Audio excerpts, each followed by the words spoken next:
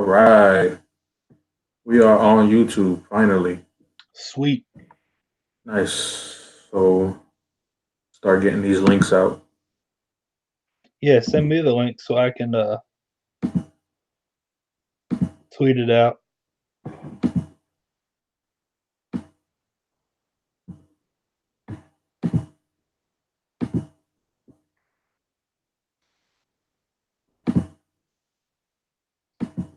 Wow, he looks like he has a sling on.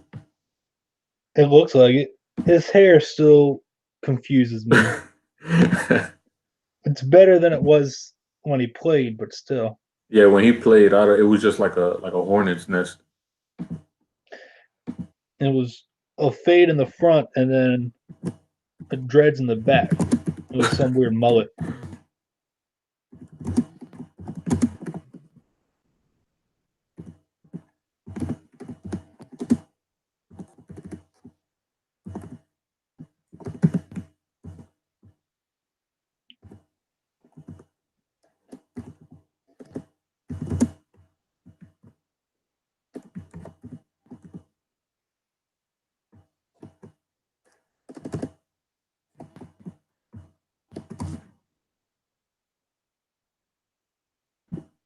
All right, I just tweeted it out. I see it. You want to just try to link out? Let me know if it works. Yeah. See it. Yeah, it's working.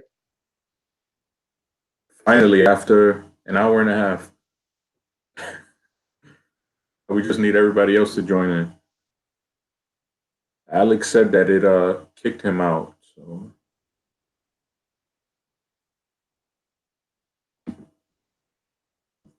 we got to try to get Alex back on. All right, so the Steelers have Devin Bush. Hate it so much.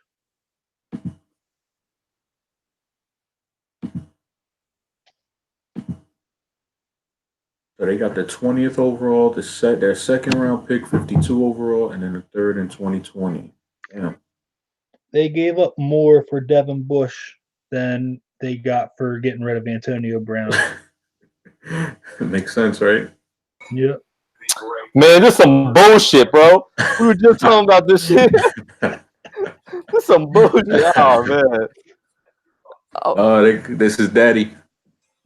Bro, and then on top of that, what the Steelers gave up to move up 10 slots into the 10th slot wasn't shit, bro. Nope. We just said that. We were just talking about that. They got rid, or they got more back, or more. I'm stupid. They got rid of Antonio Brown for less than they got for Devin Bush. That shit's so crazy, bro. But like we were saying before you got on, he was gonna be in the North either way. Yeah, I mean, well, unless Denver took him, but man, who's Cincy taking? Pick his in. Haskins. I'm calling it. Yeah, I mocked him. I mocked him. Yeah, I mocked him there. I'm going Jonah Williams. Jonah Williams. Jonah? Is Jonah? It is. It is. Yeah. Ooh, that's solid. Finally. Hey, you know what? They've been struggling with those online picks. Jonah might be finally one that they hit on. Don't worry, man. What's his name? Eric Fisher's.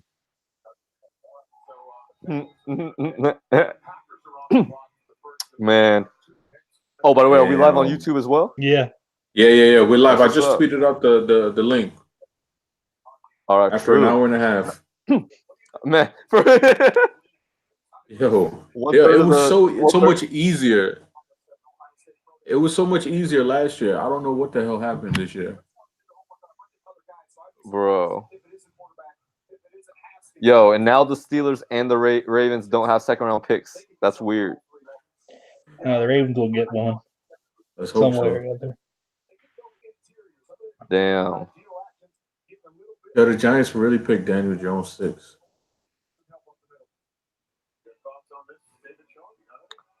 Man. First O-line is off the board. I'm just I think Green Bay will take another O-line here, though. I think they're going to go Andre Dillard. I would be very shocked if they went Noah Fant, but I think they're going to go Andre Dillard at 12. You think so? Yeah.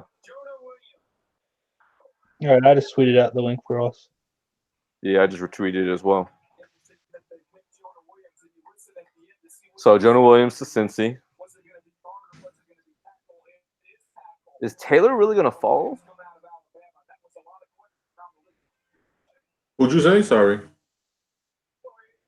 I said hold up, who did I say? Oh, Jawan Taylor going to fall? I'm Didn't shocked. those reports come out today about his knee? Jawan? Oh, damn, I didn't hear it. I didn't hear anything about that. Yeah, I think there was like some reports about his knee. Because I thought he was going to go to the Jaguars. I just retweeted. Yeah. I just retweeted Cardi B's tits for anyone who wants to know. Let me go to your page. Yep. Did you read through it? Oh yeah, I saw that. Man, yes. Yeah, that was an old clip. Man, I thought we had a new one. damn. But you know, Hey, I'm not even gonna lie though, man. It's gonna be interesting to see, the way our tight ends match up against Bush now. Yeah. Man, they had nothing. They had At all. nothing back there. Nothing. At all, man. They had slow ass Vince Williams back there. Nah, that wasn't gonna do it. Remember, they couldn't handle those outside runs. Didn't they also sign Mark Barron this summer? I think so, yeah. Yeah. They got some fast little dudes now in the middle of that defense. They got some man. We really should go interior offensive line now, man. We should just run right through them. Just beat those little dudes I still up. think Andre Dillard is going to be the pick here, though. For the Packers. Man. I'm pissed. Yeah. Devin Bush dropped a clothing line, and the one shirt is amazing, and now I can't buy it. I can't do it. It was him facing all the Michigan State players like that game, and I can't do it now. Oh, damn, that's right. I forgot you're a Michigan man. Yeah. Damn. So that hurts. That hurts even more for you. Yeah. All right. Please, if there's anything holy in this world, though, let Brian Burns fall 22. Please. No, let us trade back. That's all I need. Bro, I would love a trade back, but that's like the one player. If he's there at 22, You said Brian Burns? Man, that's my man. If I had to stamp my name to one prospect in this draft class, it's Brian Burns. Yeah, I like it's been a while Brian since I've Burns been too. high on an edge rusher like this, but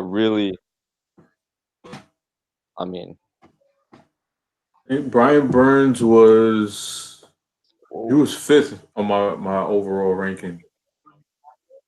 Yeah, he was fourth for me. I had Quinnen, Josh, Oliver, Burns. That was my top four right there. And then actually had Bosa at 5. Oh, so you had Burns ahead of Bosa. Yeah. Okay. There's just something about Bosa's health. I really don't. I don't think he's gonna be good as his brother. There's just. Yeah, I really don't. I mean. No, the health is definitely something to be scared of. Like that, and his there's just something. I mean, despite the fact that he's a white supremacist, yeah, I just can't really fuck with the dude. He did go to the worst. Maybe I'm letting that bias play, man.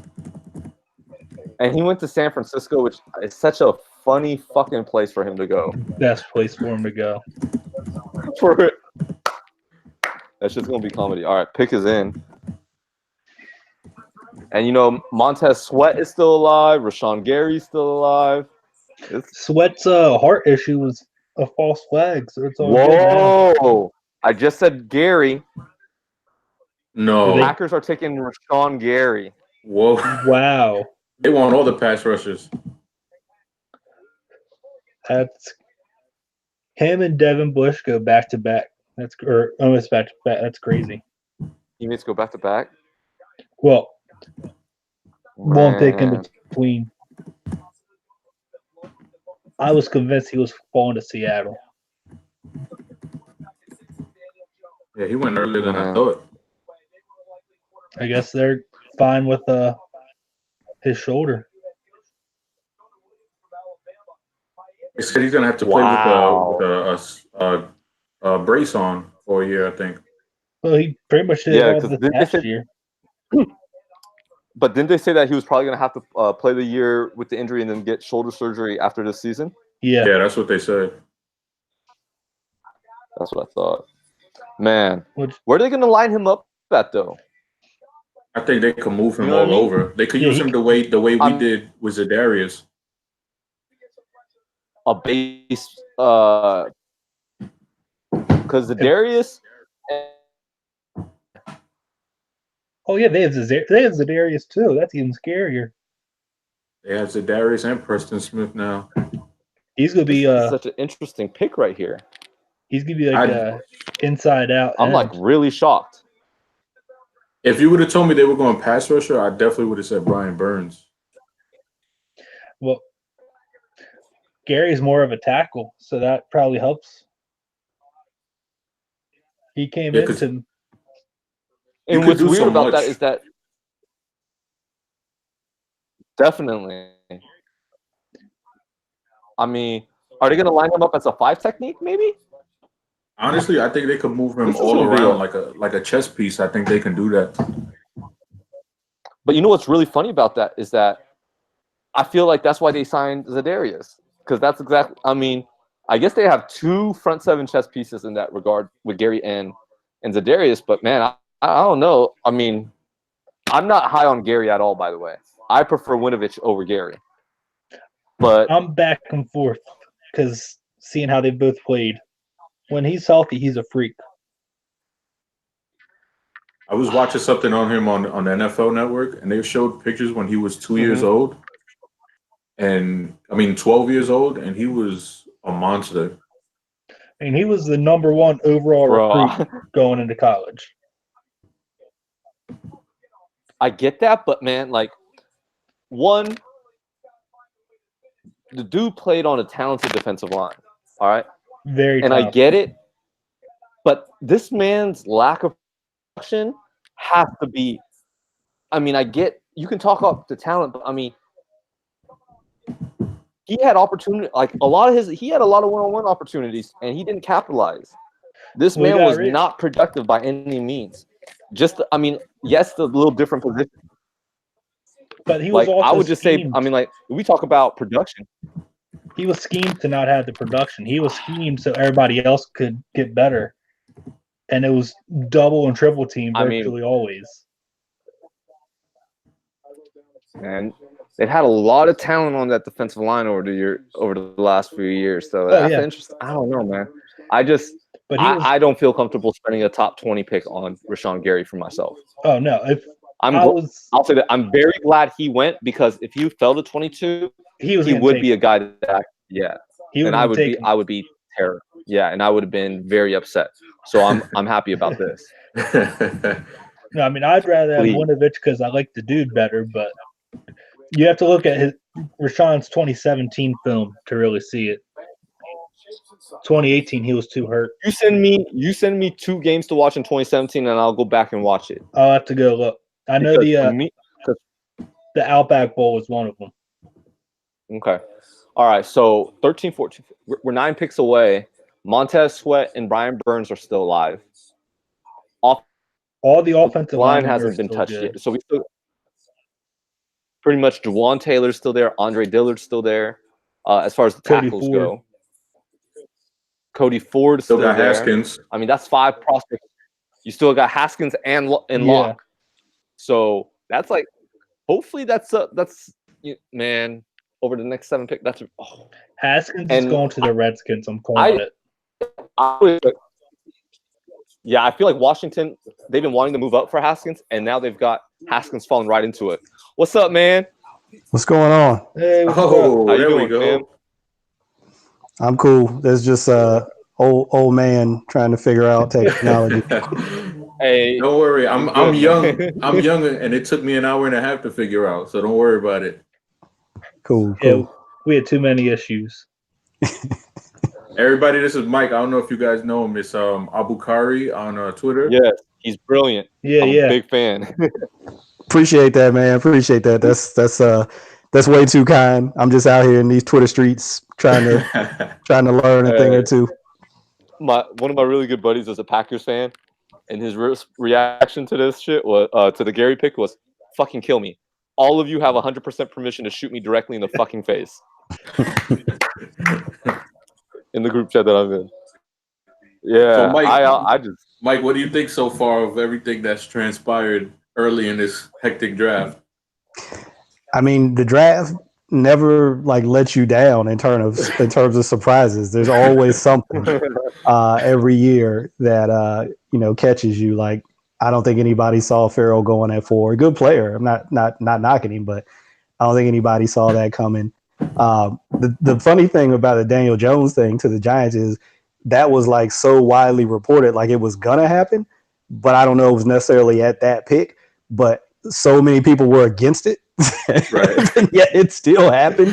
And then I guess just seeing Pitt go up and get a linebacker, get Bush, a dude who I really like. So I'm not crazy about that. And then Bengals taking Jonah, who I like too. It's going to be interesting to see what they do with Cordy Glenn. I mean, they just traded for him before last year.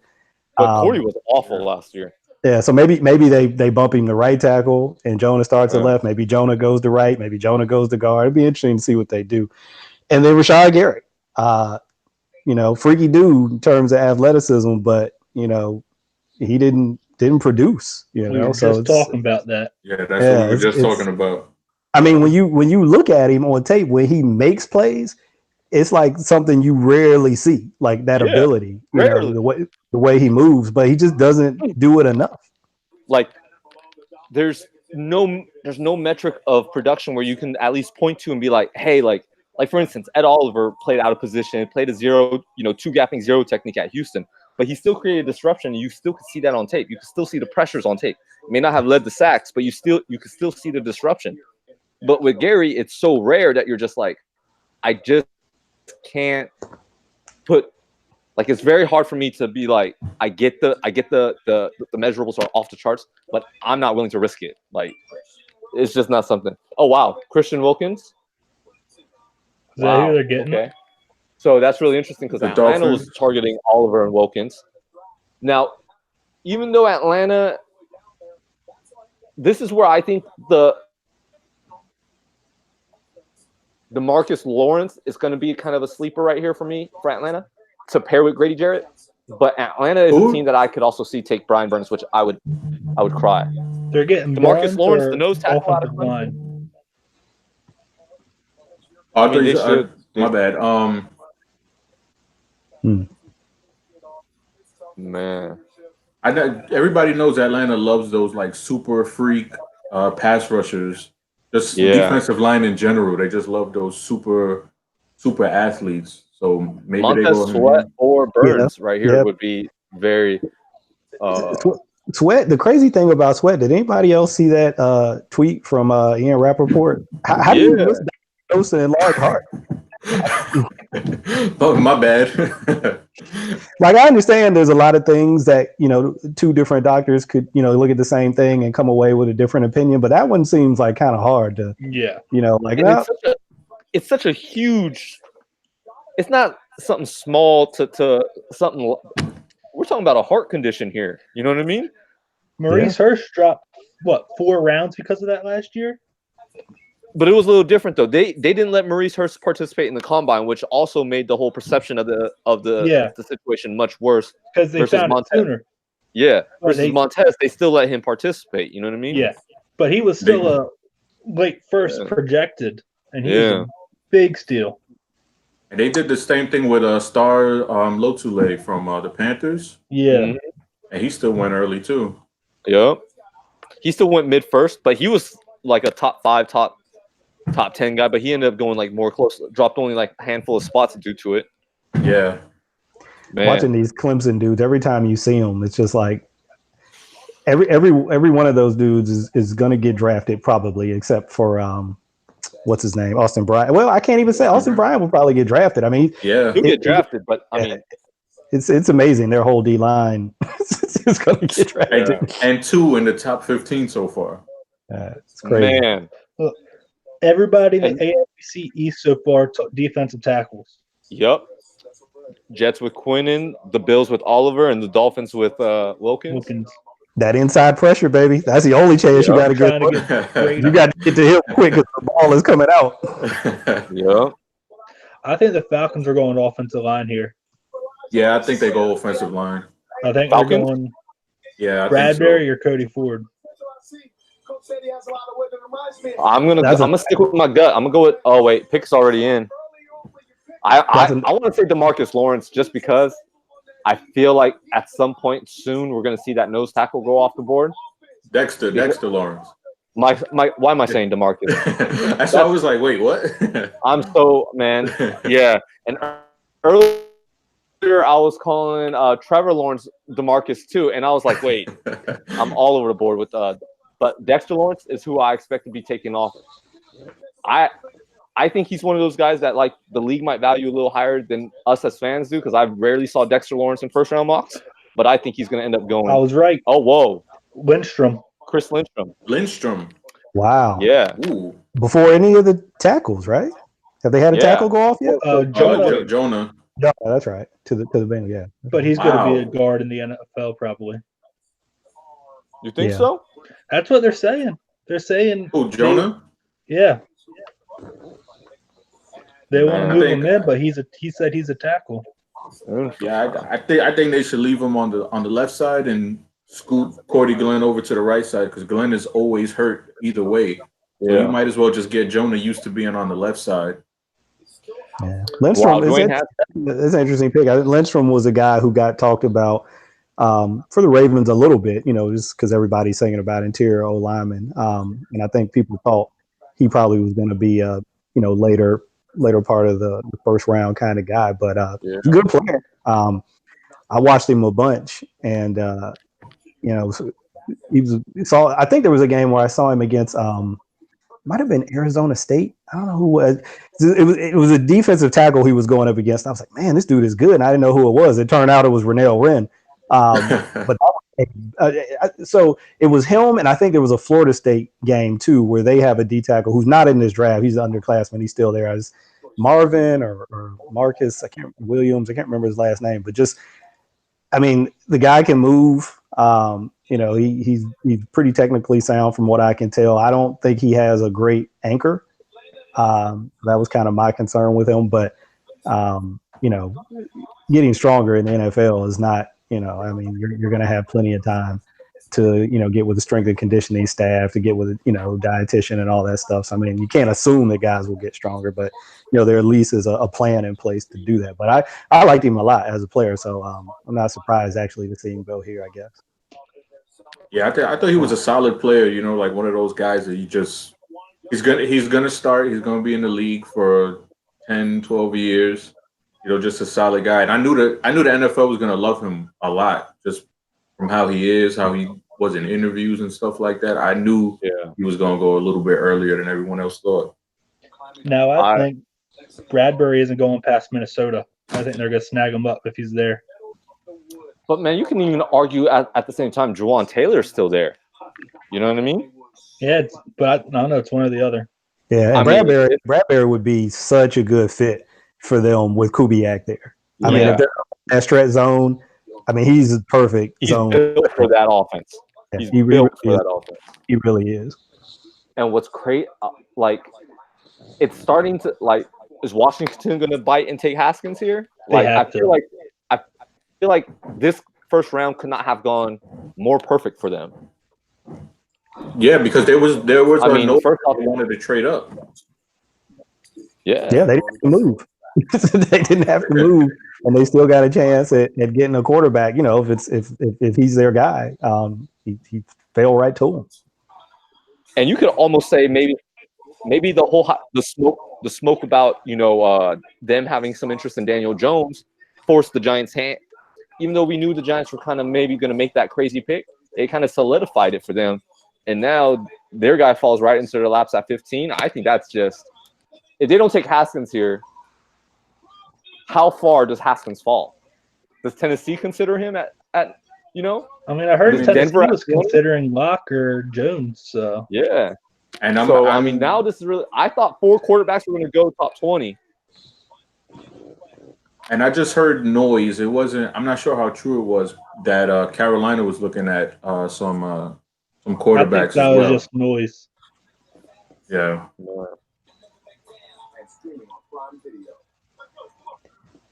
I don't know. It'll be interesting to see where these quarterbacks fall and who will jump up to actually snag one too.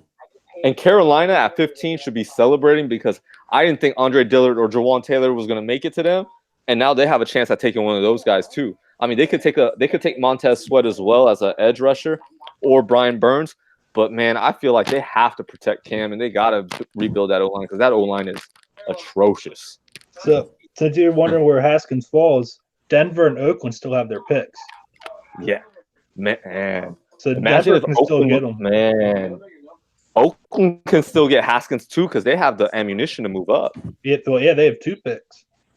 They can go up. It'd be really funny because if you would have told me that they came away with Haskins and Farrell, I would have thought they would have done it at 4 and 24. You know what I mean? But if they somehow get it the other way around, that's just going to be too funny. And it's interesting. The Redskins are taking their time on this. I mean, they may be getting calls. Maybe they're looking to get out of this. Maybe for some reason they don't like the quarterbacks here and they're looking to get out. It's interesting. We'll see. I mean, they could just be waiting to. I mean, I know you hear stories. Some teams say, well, we just wait. We know who we want. Yeah. If our guy's there, we're just going to wait and see if anybody calls. But if nobody calls, then, we go ahead and we make our pick. And I feel like the Giants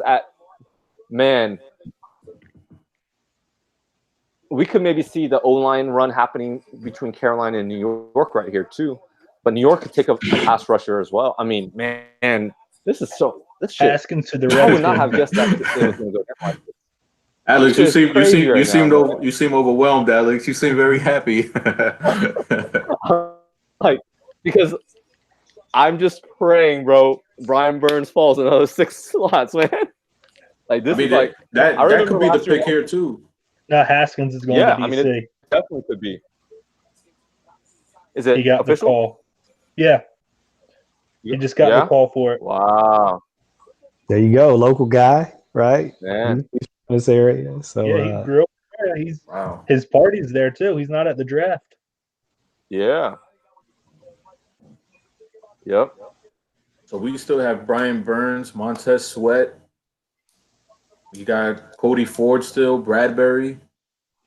the thing that worries me about those rushers, and I'm with you guys. I mean, I hope one of them falls, but Seattle making the move that they made to come right in front of the the Ravens after letting Frank Clark go. You almost think if there's a rusher there, they're gonna take him.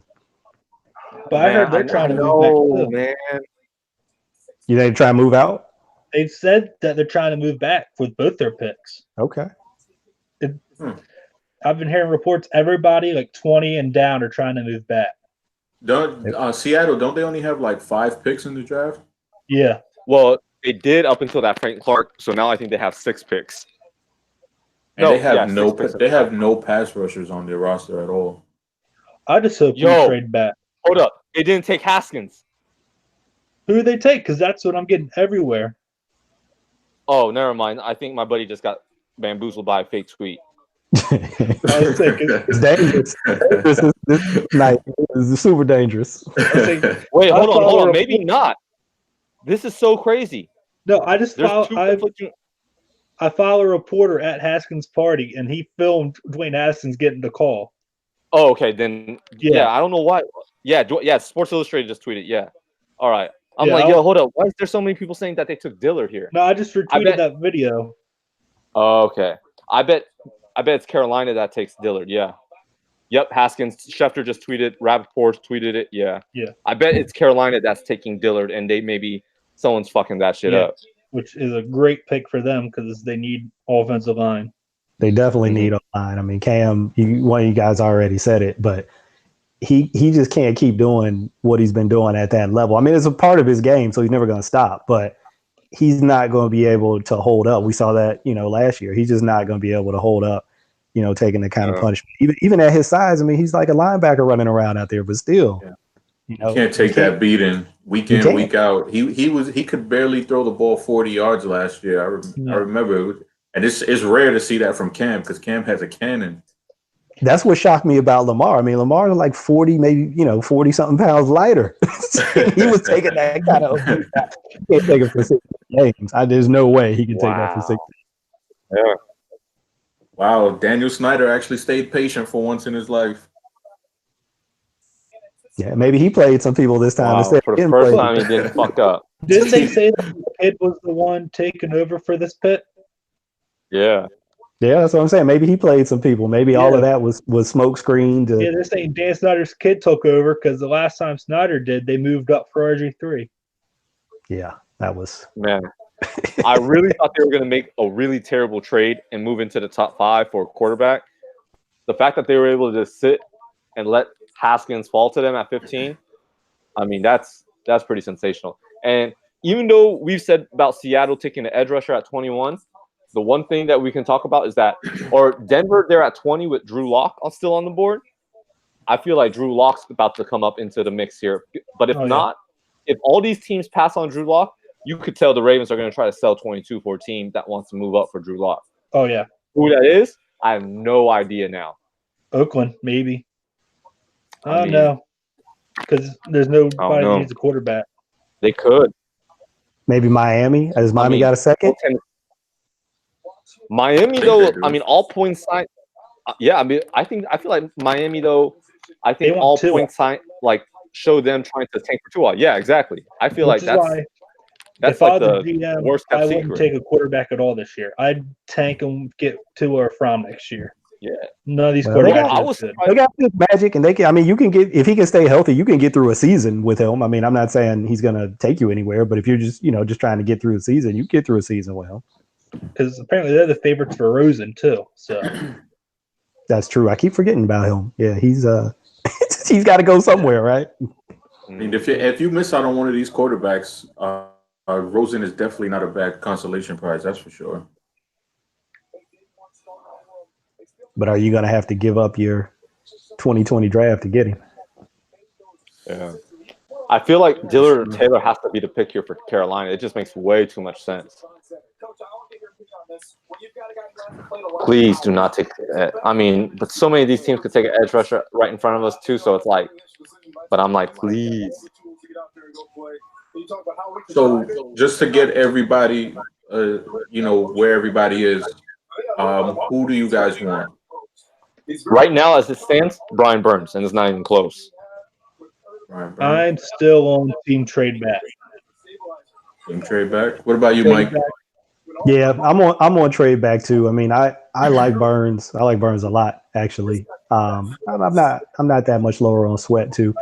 But yeah, I think I'm on team trade back. I'm probably one of the few people in the minority that likes Hollywood Brown, but I don't like him there. I mean, I just don't feel comfortable with him at 22, even though I think he probably does go in first round somewhere. Who are we talking about? Hollywood Brown? Yeah, Hollywood. Yeah. I mean, don't get me wrong. I like the idea of Hollywood Brown, but it terrifies me too, man. He's not my type of receiver. I mean, put it this way. All right. I'm 5'10", 160. All right. The idea of someone only about 10 pounds heavier than me playing in the NFL, I understand that, and an inch shorter. Like, nah, bro. Like, nah. When I've talked with people about this on Twitter, that's a fair concern, certainly from a durability standpoint. And the NFL is obviously a totally different beast than college, particularly Big 12. Come on, I mean, defense. Yeah, but still, what I tell people is, were we that concerned about his size back then at OU? Like, nobody was talking about it until he measured in at the combine. Like, so when it was just what he was doing on the field, people seem to be cool with it. I don't know. For me, man, that's a pick that terrifies me. I'm probably alone on this because I know a lot of people hated the rhetoric of this pick when it was being discussed, but I'm a big Paris Campbell fan. Campbell too. Not in the first round. If you talk about, if there's one prospect that I flipped on my rich. Hold on, Panthers. Who did they take? Please don't say Burns. Fucking A. Fucking bullshit. Man. They took Burns? Yeah. Yeah. Fuck bullshit, man. Oh man, feel Julius sorry for Peppers Cam. retired. It's a good idea. Hey, I guess they're like, Cam, Well, just keep doing what you're doing, baby. Keep running around out there. Well, I mean, at They least got a now good I'm team one. trade. Now I'm Now- thinking, Okay, yeah, come on over. hey, if Noah Fant is still there at 22, you got to trade back with New England Oh my goodness, I know. So, because they need a tight Okay. end, and he's their all right, favorite. do the Giants take Montez Sweat here, or do they go O-line here? I think they should take Sweat. They put a lot of resources into their O-line already between last year and this year. I feel like they need a pass rusher badly, especially with them getting rid of Olivier Vernon. Yeah. I feel like they got to take Sweat here. I mean, there's no other. I mean, that's really the last of the guys that I would take in a top 25-ish. You know what I mean? Yeah. Who else is there? Pass rushers? Winovich, but he's yeah, too I feel like this early. is way too high. I mean, if it was like 26, 27, yes, but not at 17. God damn it, man. Yeah, the top guys Fucking seem like A. Sweat. Well, at least the top projected guys. None of us know, but Yeah. Sweat seems to be the last of those guys. Pretty Yeah, big no, drop-off. I was the more picks that came off, and Burns was still sitting there. I wouldn't allow myself to even think about it because I was like, well, he's not. And then as we started going, I was like, wait a minute, maybe. And then of course, as soon as you do that, I know exactly. That's what I was starting to get to. Like once he got past Green Bay at 12, I'm like, okay, maybe I got a little, or 14 at Atlanta. I was like, okay, maybe I got a little hope. But Never God fails. fucking damn. So, And now we still got Jawan Taylor. We still have Andre Dillard. We still have Garrett Bradbury. I mean, if we're being honest as Raven fans, we should be really happy with the Yes. way this has gone down. Yeah, definitely. I didn't think Lindstrom was going to go that high, No. but I'm glad that Ford and Bradbury, although I think he's going to be gone pretty soon, that they're at least still on the board. yeah, Ford. That's interesting. And Cody Ford is still there. Ford is a guy who maybe he could get there now. He was a guy who I didn't think could get there, and he still may not. But you I pretty thought much have our he'd choice all with before now. Ford, Bradbury, McCoy. And I know, all right, he's been only brought up the last few days, but Jenkins, honestly, I'd have no problem if they chose Jenkins over McCoy. I'm just going to be honest. I Really? think, yeah, I really, because of the emphasis on analytics with DaCosta, one of the things that he mentioned, Jenkins, according to PFF, last 2 years gave up 1 sack and 0 quarterback hits. In the SEC, starting for 2 years, that's I gotta applaud you on that. And think of some of the monster defensive tackles that go through that conference. Yeah, 1 sack and 0 quarterback. I'm kind of with you. When that pick started to kind of pop up over the last couple of days, because when I watched him, I pretty much only watched him at center. But then I went back when I started to see that pick pop up and watched him at guard. He was pretty nice at guard. And I agree with all the points that you just made. All of those games played in the SEC. He played 4 different spots. He started games at 4 different spots. The only part he didn't start with the right guard. So he's a versatile guy. He can play anywhere. For what they want to do, I think he's a good fit for what they want to do. Not saying McCoy is not. I think McCoy could be a good fit too. I mean, I'd be fine with either one of those, but Absolutely. He's a good fit for what they want to do. Yeah, the reason why I like McCoy a lot because I saw he was one of just from what I saw, he was one of the best pullers in the draft too, and that was something that I think there's going to be a heavy emphasis on that with our offense going forward. I think give him the edge And on that over Jenkins. It's like if we're just talking about foot speed to pull, not like yeah, no, and anything, but just to pull and move, I definitely would give McCoy the edge on that. And Giants are taking Lawrence. whoa, Dexter Lawrence. There you go. Dexter There goes your Lawrence. nose. Hey. Finally, 3 But- DTs, 3 DTs in the first 20 picks, 17 picks. Sorry, 4. 4. Quinnen, Ed, Wilkins. That's Dexter. right, Ed. I forget about Ed Oliver. That inside That's pressure, great. baby. I'm telling you, that inside Ooh. pressure. Three in the top 17 for Clemson's D line. That's my God. That's ridiculous. Has that ever happened before? I doubt it. I don't think so. I couldn't imagine it. So with that said, though, now, so Minnesota has to take Bradbury, like they have to, Yes. right? Yeah, I feel like that's a no-brainer for them. So then also, man, this board is really crazy because it's really setting up really well for the Ravens. Because, I mean, Drew Lock, Noah Fant. Oh, and Houston's probably celebrating because from the looks of it, one of Andre Dillard or Jawan Taylor is going to fall right into their laps, or even maybe Cody Ford Yeah. if Baltimore moves.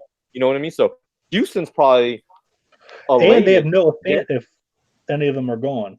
They need a tight end Yeah. too. Or they can get Josh Jacobs because they need a running back. Yeah, I mean they kind of in the spot like the Skins where they can just sit and wait, and a Yeah. player, not only a good player, but at a position that they need, is probably going to fall to them.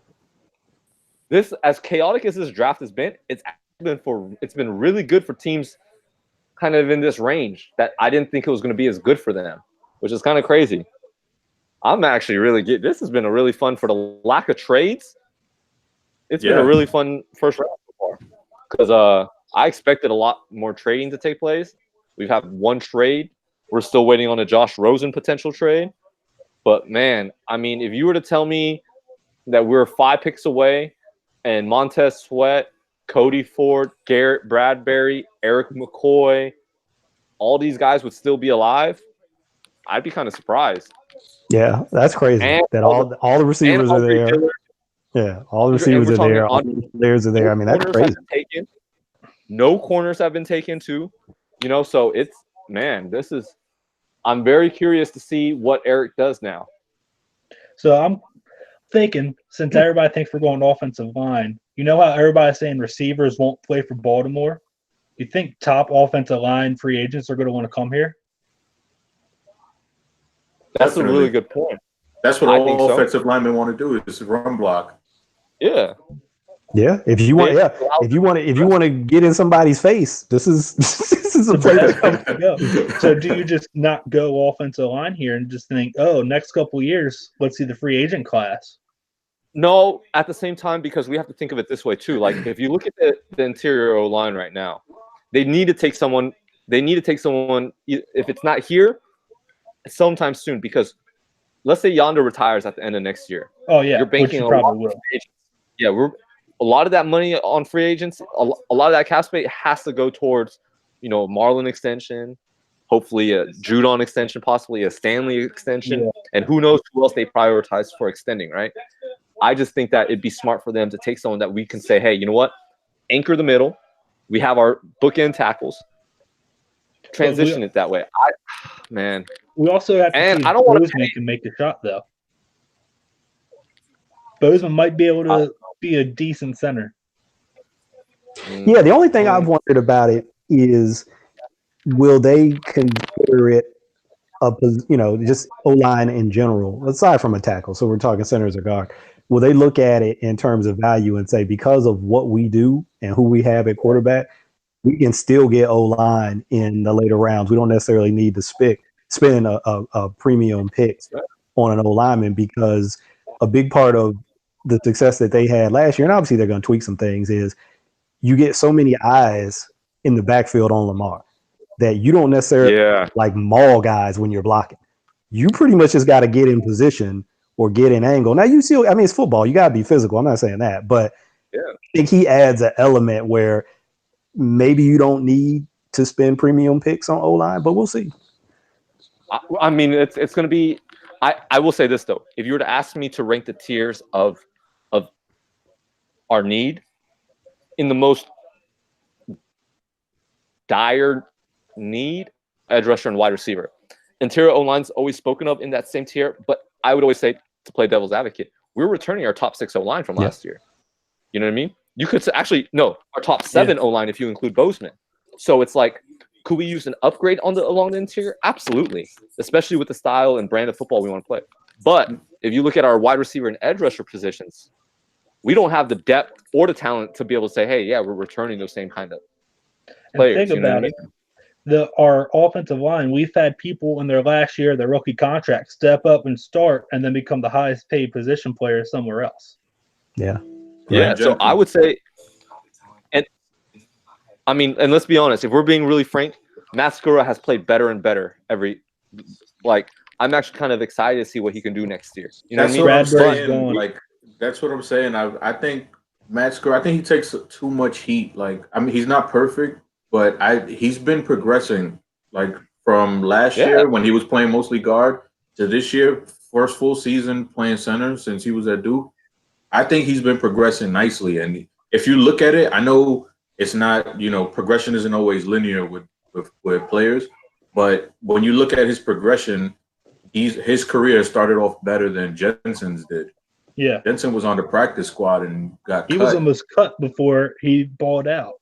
Exactly. Yeah. So it's like, I think they should give Skura the chance. Well, they probably will. Bradbury just got taken. And I'll be honest, I personally, if you're going to ask me to upgrade only one position, left guard or center, I'm going to say left guard. Yeah, I'd say it's left guard too. Same. Because I would say, because Alex Lewis, I had a lot of that was a guy that I actually had a lot of excitement for. He's been a complete failure. He just can't stay on the field. Can't stay on the field. He can't. But even when he has been on the field, he hasn't been anything to brag about. You know what I mean? Or we haven't really seen the type of growth. I just think that Skura has at least shown me he can be a starter in this league. Versus Alex Lewis, I'm just nah. I was surprised when I was looking through some stuff recently that Skura played every offensive snap. 1,149 snaps last year, didn't miss one. And that's not easy to do at any position, but particularly at O-line. So I pointed it out to somebody, and they were like, "Well, yeah, just because you played every one doesn't mean you still couldn't suck in every." I don't think he on every snap. Did he have his bad plays? Sure, everybody does. But yeah, he definitely grew on me over the season because I remember vividly tweeting before the season, after the preseason game, after the Miami game, I was like, they can't go into the season with this dude as the starting center. Can't do it. And then I was eating crow the whole year. I was like, you know what? This dude ain't bad. I mean, he's serviceable, And also, I forgot, but a majority of our pressure that did come was through the A gap between Skura and the left guard. Yeah. So that's part of the problem. When we think of I would say that the problem was more the left guard. So, and also how predictable we were with our pool run game when we had offensive linemen pulling. I just felt like, you know what, we have to upgrade left guard. I think that's the key spot because, and if I'm being honest, I really love Lamont Gaillard in the middle round. Yeah. He's a nasty. That's a center. I mean, if we were going to bypass interior offensive line with our first selection, because I'm not going to say we pick one at 22, just naturally, our first selection, if we are going to go interior offensive line, I would not mind taking a guy who has that versatility to play. I mean, right now, the way it's setting up, Cody Ford is if they did take a pick at 22, might be the guy that we should go with at 22 if he falls to us. Because I would love Cody Ford out. If you could get Ford, if you could come out of this draft with Ford and Gaillard, I'd be with that because Gaillard, he's got that same or similar demeanor to Jensen. He's right. So I always talk about guys playing up to the line and finishing, but he crosses the line like Jensen would cross.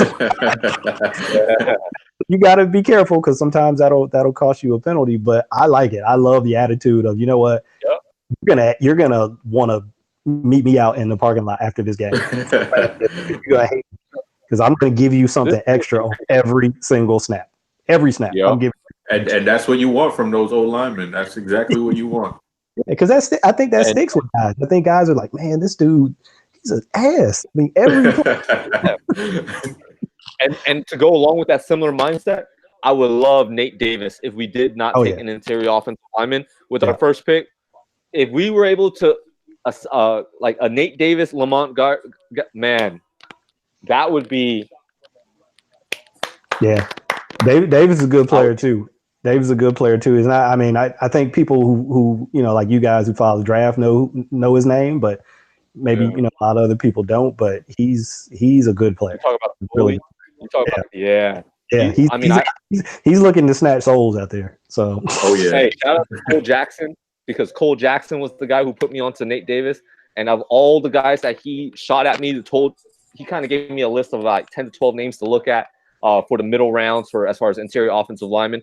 I have to say, Nate Davis was the one guy that I kept going back to because I was like, this guy's tape is fun to watch. Whatever tape you could find of him, it was fun to watch. And I was like, this guy looks like he was built to be a Raven. You know what I mean? So if there's a third round guard that I feel like should be a priority if we don't take one early right now, it's got to be Nate Davis is the guy I'm kind of pounding the table for.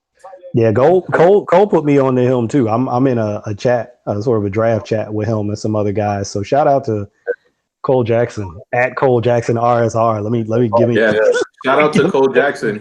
He was supposed to be with us, but he's moving, so he's busy doing all of that during these 3 days. Moving, and he had to go watch Endgame. He could not miss Endgame. That's right. I'm looking at him now. I'm looking at our group now because I think he just got out of the theater not that long ago. I have to say too, this Tennessee pick is going to be really interesting because I have no idea which way they're going to go right Sweat. Now. I'm thinking they're going. You think it's going to be Sweat? Yeah, because they've gone so many years going offense. I might even say, I think Cody Ford could be an option because their interior offensive, their guard play was horrible this past year. And that's another team who likes to run the ball. But they did sign Saffold, which he's not that good, but he is a piece. I mean, I would not be surprised if it's Sweat, but the pick is in. Yeah, is be an option here too. Yeah. Is P still there? P still there, DC? Yeah, he's still there. Okay, well then, I mean, obviously the system that he runs, so having a guy like Sweat would be a piece I think he'd like to get his hands on. Unless he wants to move to the inside linebacker. That's a cheap shot. I'm sorry. That's a cheap shot. Chibs is saying Jeffrey Simmons. Yeah, that's what Jeffrey Simmons. That's who it is. Man. Jeffrey Simmons.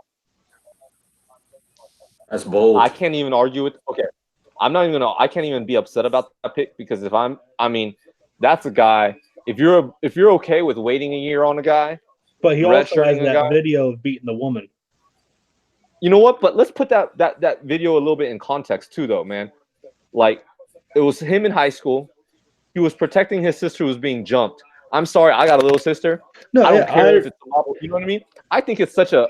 If they're going to use that as a detriment to Simmons' character, why is no national media talking about Nick Bosa's allegiance to white nationalism? You know what I mean? Like, that's a bigger issue to me than watching Jeffrey Simmons. Yeah, it was a violent video. Don't get me wrong, and he pushed the envelope. But if I'm defending my family, if I'm defending my little sister, I don't give a damn who's attacking her. I'm gonna defend her with that same type of veracity too. You know what I mean? So it's like. And then all reports have been that he's been great at Texas. Mississippi. So now, sorry. What, 5 DTs? 5 tackles in the top 19. Wow. One of them who may not even play this year. Yeah. 2 might play this year if Gary doesn't play. Without that injury though, for me he was a top 10 player. Oh yeah, easily. I mean, I would argue without that injury, if I was going to be honest, he would have supplanted. He would have been my number 5 prospect. Just being honest. But with that injury, he dropped down into the 20s for me. Yeah, he's a stud. He's an absolute stud. And think about this: next year, Jarrell Casey, and Simmons on that D line. Woo!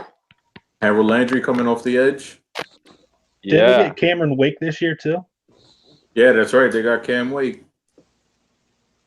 Oh, by the way, Mike Cleese just said that Denver is taking Noah Fant. I was just about to ask if that was maybe where they're going. You know, Joe loves tight ends. We know that. Oh, that's right. Yeah. We know That's he right. loves. Yeah. So I'm just now glad they're not Seattle going had. quarterback.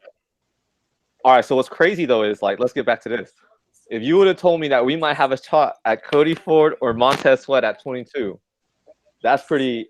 That's We really pretty much have our, interesting. yeah, we have what 2 or 3 of the top offensive linemen, Sweat, Andre Dillard, Jawan Taylor. I mean, all the receivers. if Baltimore doesn't trade, yeah, I mean Baltimore has to move back. Like, but I feel like it's going to be tough because some of the teams that might be looking, they might be saying we could just sit here. But Drew Lock is still out there. I feel like he's got to come off the board soon. Now, if Oakland is able to pull off Drew Lock and what's his name, Josh Jacobs with their next 2 picks, that'd be interesting. Lock, Jacobs, and then Fair. No, that's ugly. That's still ugly. Shit. Oakland needs a running back bad. Yeah. Yeah, and that's another one of those reports like Daniel Jones to the Giants, like Jacobs to the Raiders just seems like a foregone. Like if he's there, they're gonna take him. Yeah, they love him. Yeah. I love him too. And I know they don't need him here, but just in terms of the player, He's so fun to watch. Yeah. That not even when he doesn't have the ball, he's fun to watch.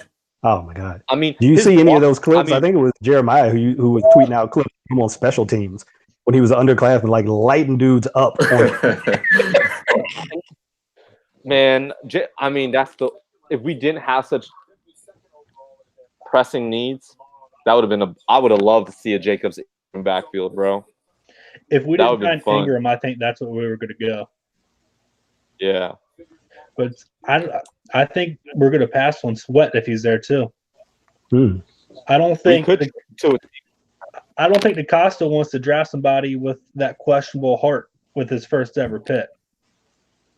Yeah, and I think they've been, and rightfully so. I think they've been shook a little bit because of Perriman. Like I think any kind of injury concern, significant, not like something small, but something significant.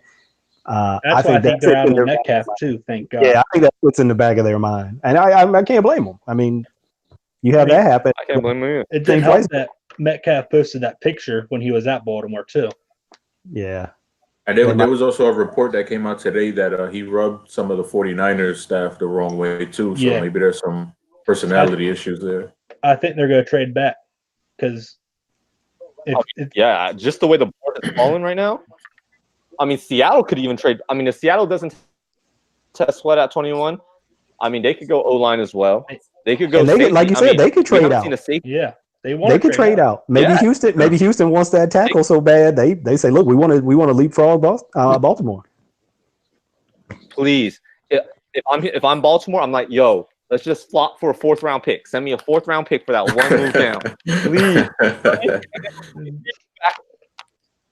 I mean, oh man, I'm really happy with the way it's going because our options are so much more plentiful than I expected it to be.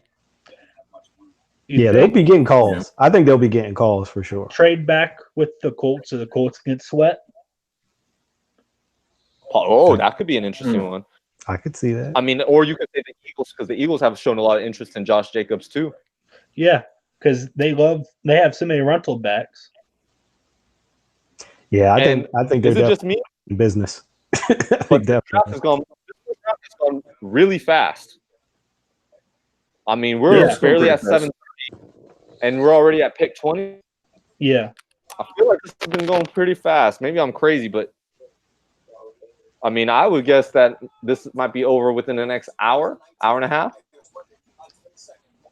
Yeah, it surprised me. It started off kind of slow with, Arizona taking their sweet time. Well, they didn't put them on the clock till 10 minutes in. Yeah, that's true too. Yeah. And then after that, it's rolling. Did the Broncos take Fant already? That's what they're saying, but it hasn't been official. Okay.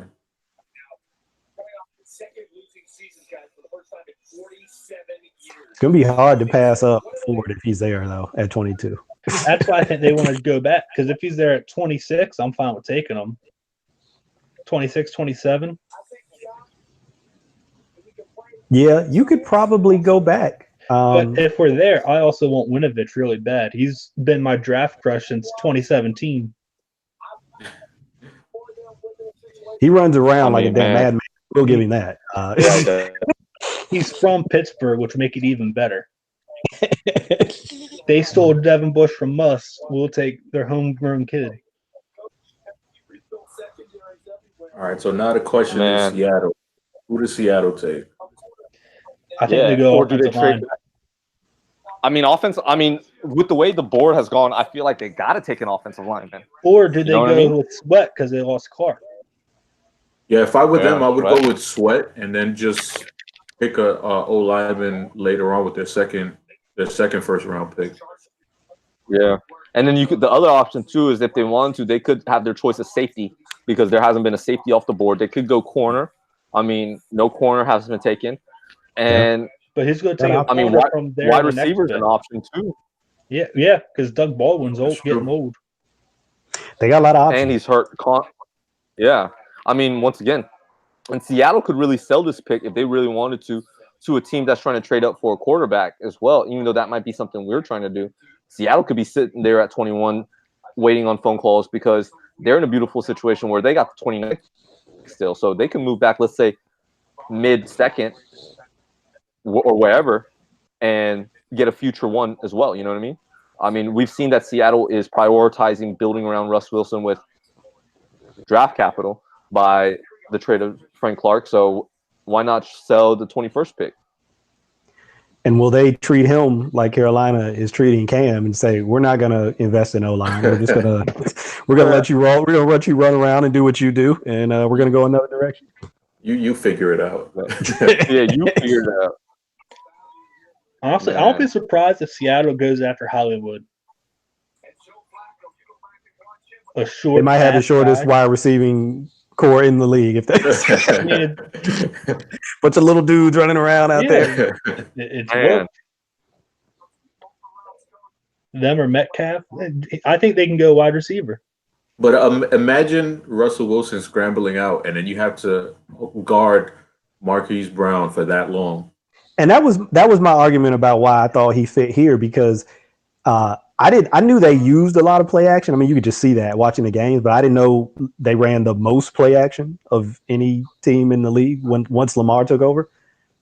He was almost like 50% play action. It was like 42, 43, something like that. So if you think about those concepts, when you got eyes in the backfield, read and run, and you get a guy who can fly like that, who can get behind a safety, you'd love to have that kind of speed on those kind of plays. But then, of course, people are like, well, can Lamar get him the ball? Well, I mean, come on now. I mean, we got to give the guy a chance to improve. I mean, you can't take what you saw last year and think that's who he's going to be forever.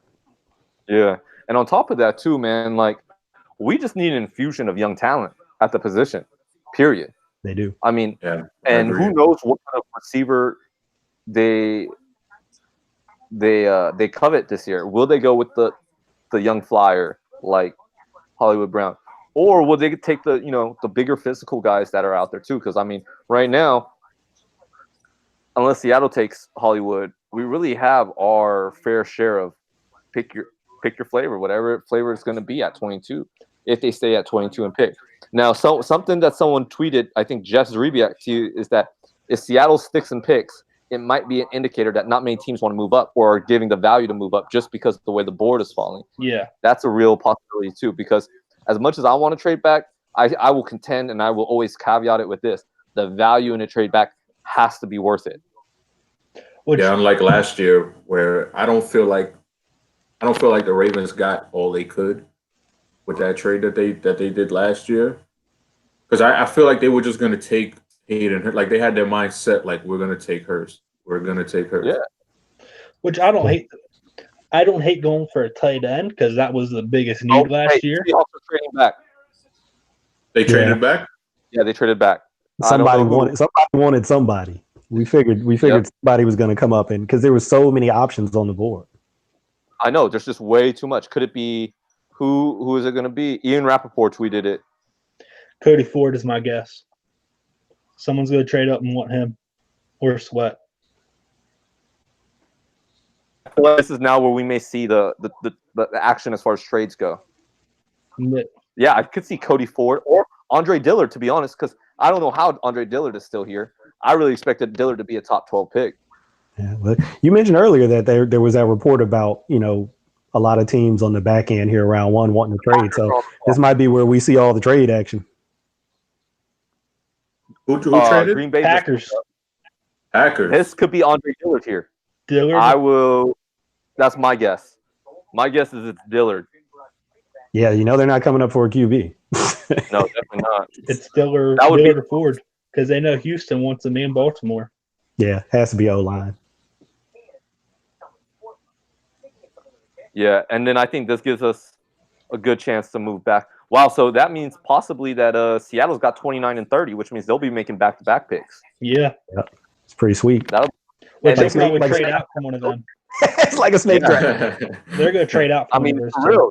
And I would agree with you 100% that they're definitely going to trade back from one of that spot. It's going to be a team like Locke's not going to get picked until then, and someone's going to go up and get the fifth-year option, just like Lamar last year.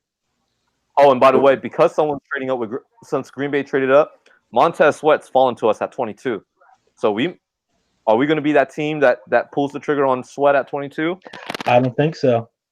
I don't think DaCosta wants that risky health concern, even though it's a fluke. Man, Montez Sweat, Cody Ford, Eric McCoy, Hollywood Brown. There's so many good picks. Holy shit. Since there's so many good picks, that's when the Ravens always trade back. What about this new Packers regime? Just wheeling and dealing now. I know. They never, like free agents, they never were big players in free agency, and now they're moving all over in the draft. I mean, I like that. Yeah, you got to be aggressive. I mean, you have Aaron Rodgers. Be aggressive. Yeah, okay, especially so Packers traded back. So the Seahawks traded back. Packers moved up 9 spots and gave up pick 114 and 118. So they gave up 2 4s to move up 9 spots. This looks like really bad value to move up. They must love whoever this is. I mean, hold on. 114 and 118. 66. Maybe a dark horse could be DK or receiver. Yeah, Hakeem Butler. I mean, that's a guy I like. I know not a lot of other people like him, but they could go receiver because they only have who? Devontae Adams? Yeah, they drafted 3 last year, but they were all late round guys. They did. To the old, Jimmy trade chart. Pick is in. They gave up 750 points. They lost by about 50 points on the trade. So what's going to happen? So they're getting 2 4s to move up 9 spots. That's kind of crazy to me, man. Darnell Savage. What? Whoa! I can see it. Whoa! They don't have any safeties after Clinton Dix left. They did need a safety. I'm surprised he went before Adderley and Abram. He started getting that buzz, like Jeff. Drebeck did that article about him, and there were a couple other articles about him. You started to see his name a little bit more over the last week or two. Oh my goodness, what the fuck is going on? All right, so Baltimore's got to trade back now, but I don't know what the fuck is going on right now. Seattle does that though. Seattle usually picks somebody that nobody expects them to pick. Yeah, they were going to take Rashad Penny when they took him last year. I mean, Eagles up to the Ravens spot. Yeah, Eagles traded. Yep. Eagles traded with Baltimore. Please tell me we got their 3. Yeah, well, they don't have a 3, so it's got to be their 4. I'm guessing it's their 4. Which I love because we can package that up with a 5 to move up to 2. Hold up. Philly. Which Baltimore always trades with Philly, which I should have known. I mean, yeah. Wait, yeah. That was also what was mocked a lot. Yeah. So 2 years in a row, 2 first-round trades with the Eagles. And it's like Baltimore East. Northeast over there. Yeah, I mean they have a lot of our former scouts, so might as well keep those connections. We have Harbaugh, so why not? Yep. All our players that we cut, we trade to them or they sign. All right, Man. so we move back 2 spots. Darnell Savage. I have a feeling Philly moved up for Josh Jacobs. I 'Cause I think don't so think too. I would agree. I don't think they're going to risk him falling to Oakland at 24. Now, I'll say this too. If there's a team that might take an edge rusher who might take Montez Sweat here, it could be Philly. No. You know what? No, I think they might have moved up for Andre Dillard because think about it. Jason Peters is ancient old, and they don't really have, and he gets hurt. So maybe Andre Dillard is the pick here, or even Jawan Taylor, and they can move. Who's that right tackle that they have? Lane Johnson over. But I think they might take a tackle here because I don't think they jumped Houston and Oakland. So I don't know, man. Philly, So, I think it's got to be Jacobs or Dillard. We're at what, 25 now? No, we're at 21. We're at 22. Oh, where we're at? Yeah, 23, our new 24. pick is 25. Yeah, right? we're at 25. And we're probably going to move back again. Let's do it. I mean, I feel like it's falling beautifully right now. Oh, yeah. From 25. What's really crazy is that I really hope from 25 we can sell our pick to a team that's looking for Drew Lock. Yeah, that's what I'm. Or just go with New England if they need somebody like a lineman or something. I think he'll just keep moving and trying to rack up like second round picks. Get as many second round picks as he can get. Ooh, This is like one of those mock drafts that you do online. Fuck 'em, where you bro. just keep trading back. hey, you think the Ravens just smoke screened Hollywood all the time to the Eagles to take them? But let's see what's going on. It's Fourth possible. round and a 6. Oh, we got a 4th and a. A 4th and a 6th? I think they're going after Hollywood because all the smoke screens were saying, and they were saying today, if the Eagles want him, they need to jump Baltimore. Oh, okay. Why not? Pair him up with D-Jax. They brought D-Jax back, right? He's a clone. It's perfect. I mean, they didn't have a 3rd round pick to begin with, so I didn't expect us to be able to get that. And the way this was going, so now, damn. So we got 3 4s now and 3 6s. Yeah, We know DaCosta loves those 4th rounders. Yes, he does. that's how we do it. That's how they do their best. 25, 125, 197. I really hope though we find a way to move back again and get a 3rd. A 3rd is key. I want a 2nd. We're not going to be able to get a 2nd. I mean, unless we move into the 2nd. That's what I'm saying. Package and move to a 2nd. Man, if we could move back from 25 and stay in the 1st round and get another 4 or a 3. So we have 2 3rds, 3 4ths, and 3 6s right now. Man, let's get 3 4s and 4 4s, bro. That's what I want to see, man. And get all the picks. Let's get all the mid-rounders, bro. You don't want it? We'll take it. All right. Philly could also go Hollywood Brown here, or that's what I just said. Oh man, my bad. DK would be pretty good because they want to get rid of what's his face, Nelson Aguilar. Apparently, he's on the block. They get D-Jax. There's going to be a lot of cover too. Oh my goodness, there'll be a lot of 2 deep safeties going on. All right, I'm going to put in my bias again. Is 25 too early for Winovich with Sweat on the board? I would say yeah. I like Winovich.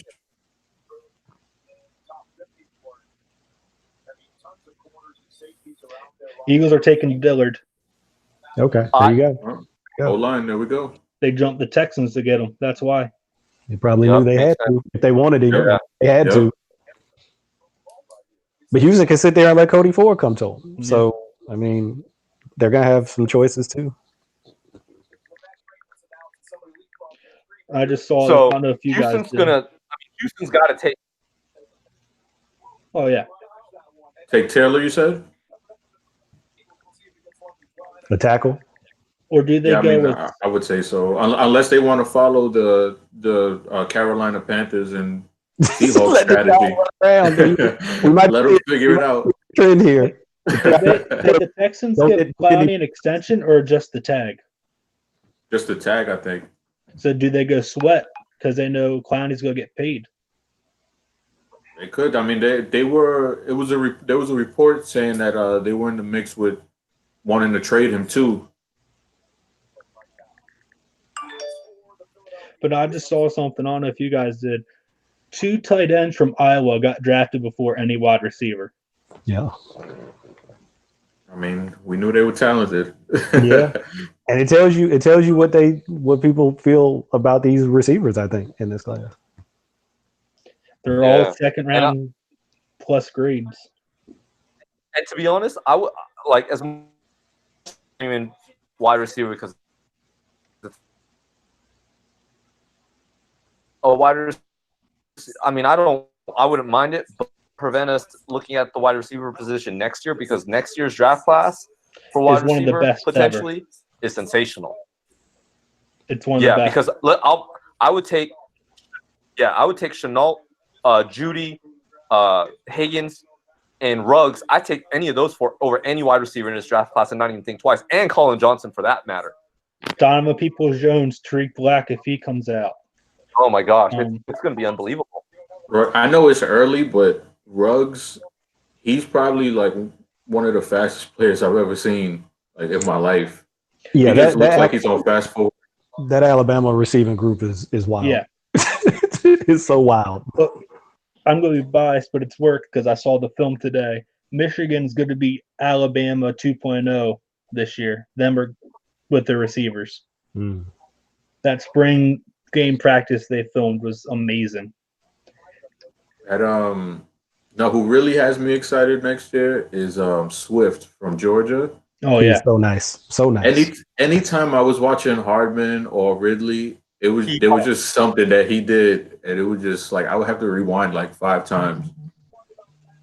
Yeah, I remember watching DeAndre Walker for Georgia, and he just spun that dude around like a top. I was like, this guy is crazy.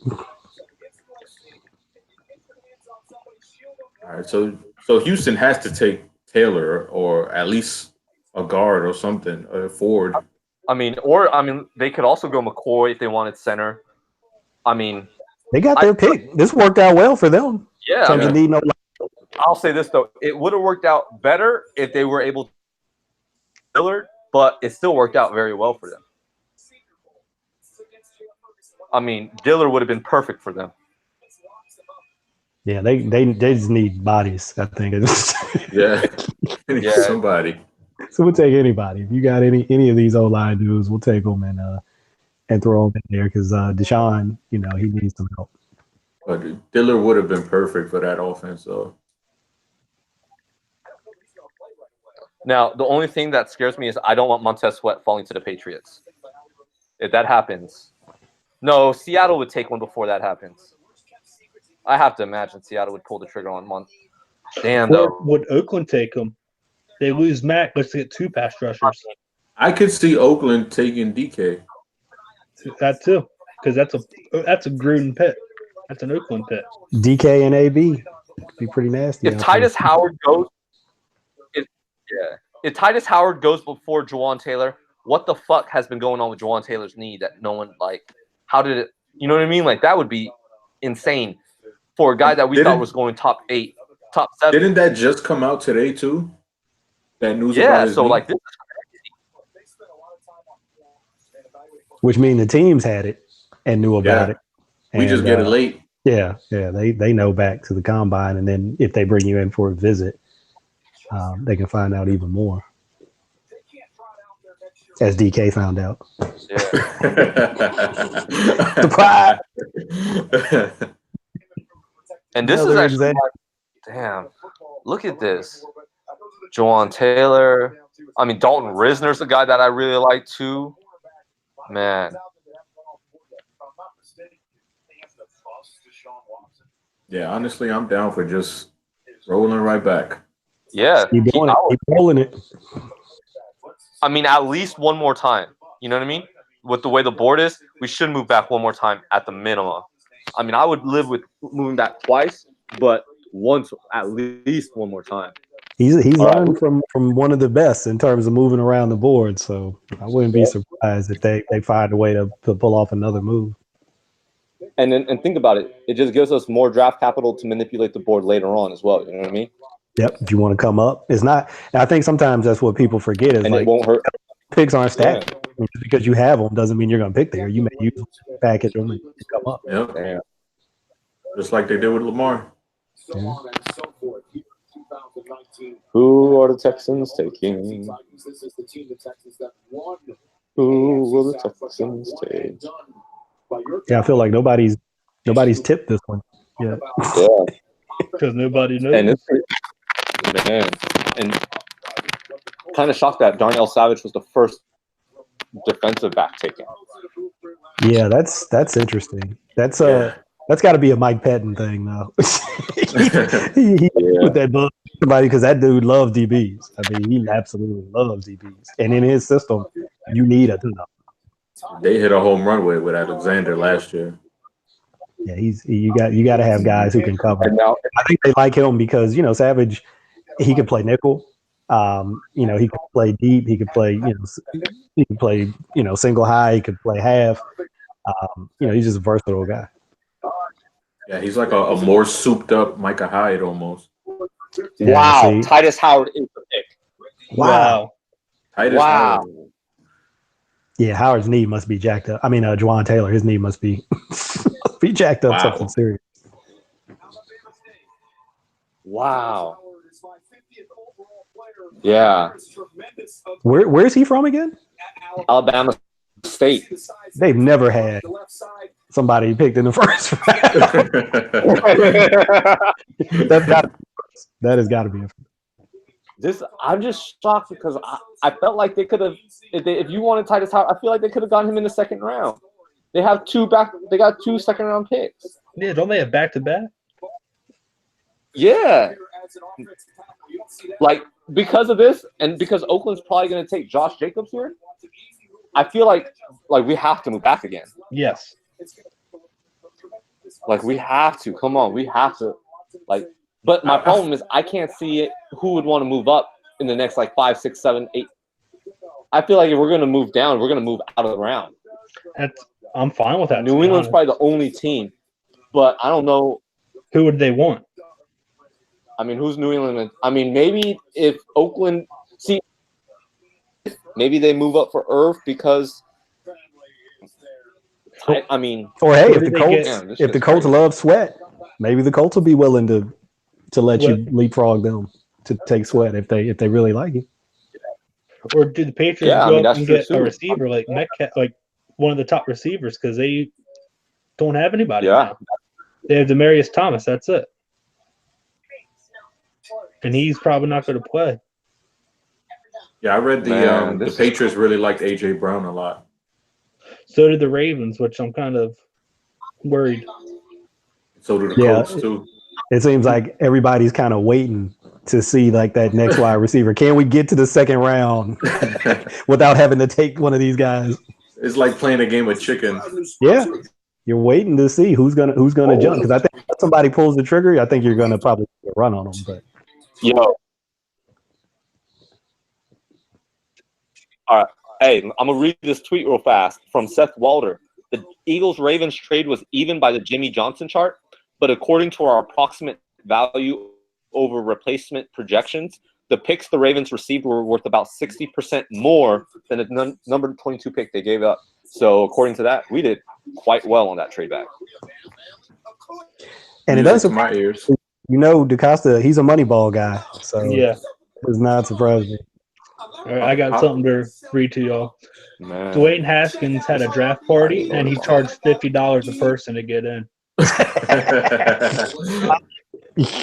That first round money is not the same. It's not like it was 10 years ago.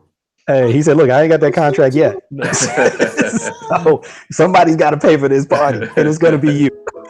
What's up, DK? I'll be right back, guys. All right. That's hilarious. Good for him, though. Oh, I read that. That's just too funny, bro. I know. I mean, hustle. Damn, that's what you should. Only family and close friends get in free. No, they get 25.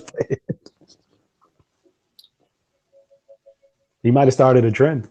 Yeah. Start charging for draft party attendance. You want to get in? Start selling tickets. Man. So who do you think Oakland takes here if they stick?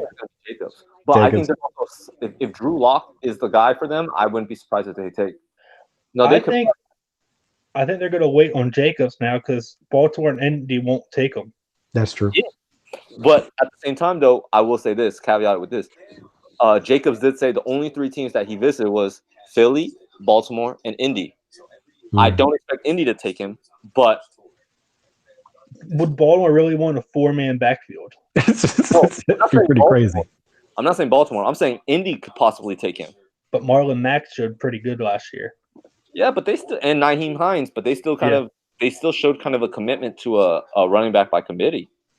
Because I'm thinking if they go Sweat here, double up on edge, they can still get him. Or Irv Smith. They need a tight end too. You know, I don't think Oakland would want to risk waiting until 27 to take Irv because Baltimore, is in the business of trading back. Yeah, Colts could take a corner. I mean, they got to be thinking about what happened to them in KC. Wide receiver. They need another wide receiver. Yeah, somebody to balance out Ty.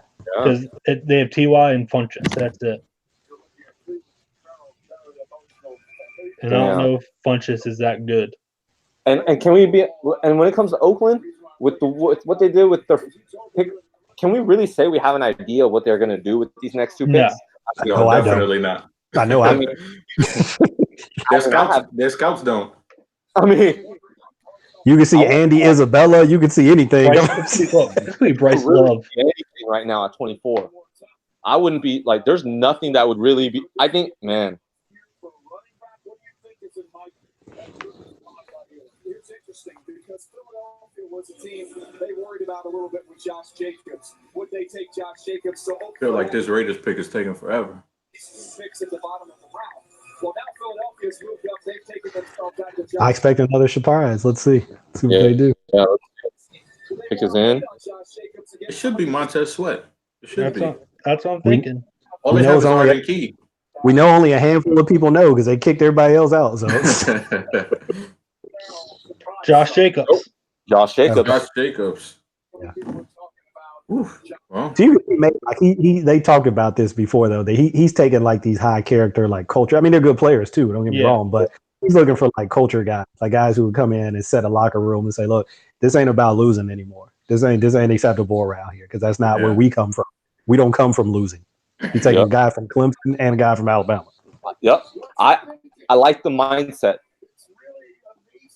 Damn, Cody Ford's still there. Montez Sweat, all the wide receivers.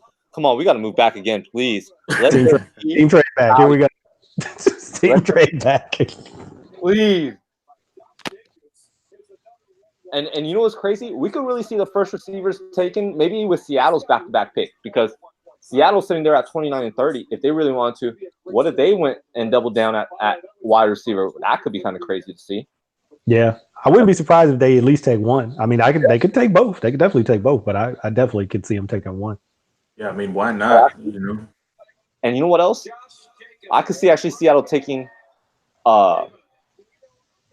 They need edge rushers after they traded Frank Clark. If you take a look at their defensive line outside of Jarran Reed, what do they have?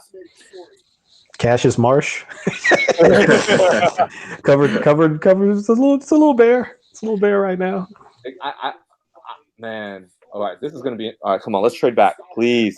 I have a feeling Seattle's gonna. If Sweat's not there, they're getting Winovich at least, because that's perfect position for him. Because he's not gonna make it past 40. So with the Ravens on the clock for now, I would say if they do pick. My prediction would be either Sweat or Ford. Yeah. And I would lean Ford. Yes, I'm heavily leaning Ford. I'm with you. Make that 3. If it's between those two, definitely. Yeah, between those two, especially with the medical situation with Sweat, I'm definitely leaning Ford.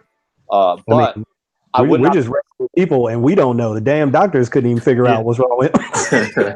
It is too. I won't be upset at all if it is Sweat, though. I will still be very fucking happy. No, they're both really solid picks, in my opinion. Yeah, you're gonna get a good player either way at a position where you need some help. Right. On either side of the ball. Because look, I'm as optimistic as anybody about Tim Williams and Tyus Bowser, but you know, I don't know if you feel like you can just roll with that. You know, I try to step away from any conversations of Tim Williams because I'm a little bit unrealistic when it comes to Tim Williams. in a good way. In a good way. I love Tim Williams, and what he showed me last year early on, I was this close to getting a Tim Williams jersey because I'm like, oh, he can stop the run now. It's good. He's going to be the full package. Give him snaps, but then he got injured. So I don't know if it means nothing, but Marlon Humphrey just tweeted Hollywood. I don't know if I can trust Marlon. Marlon tweeted out some draft BS last year. I don't know if I can. Yeah, I don't know if I can trust him, but can we call him by the? It's Marvin, bro. It's Marvin. Yes. I really, man, please just trade back. I just want to see Ravens trade back again. I'm fine with even moving all the way back into like, who the fuck could move up for? Fucking Drew Lock is sitting there. Come on, someone's got to move up for this fucker, man. Chargers, move up for Drew Lock.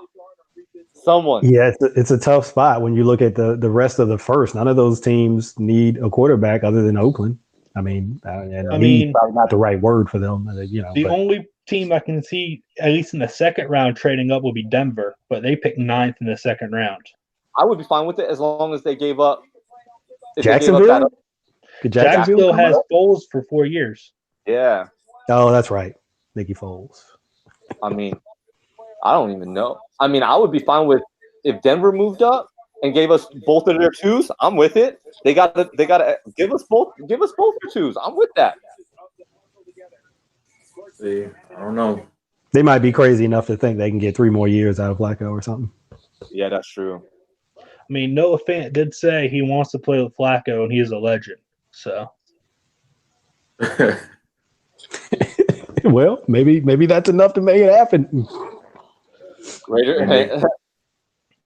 I would be really shocked if they took Hollywood Brown here with the way the board is. I would too.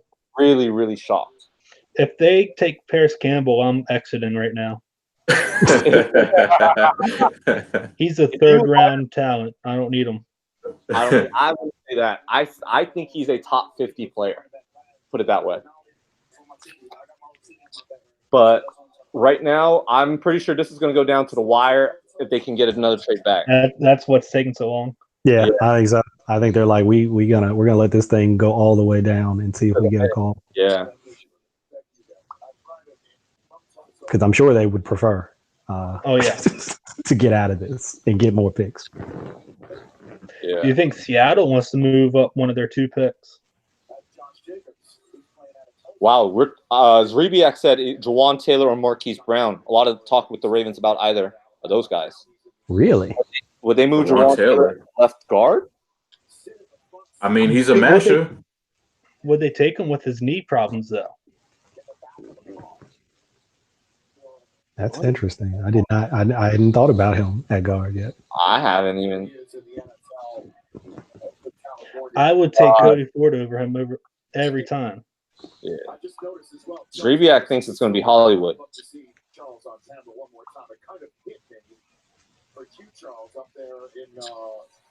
What is going on?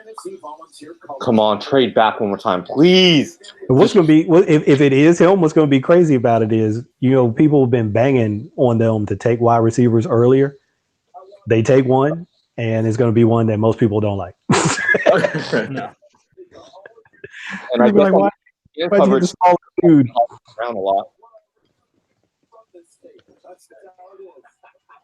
All right. I want them to pass on a receiver now and go after Harmon or JJ Arcega. Oh. Yeah, I think if you're going to get those guys, you got to be in the second because let's say trade back Hollywood. Yeah. Zrebiak tweeted it's Hollywood. Hollywood.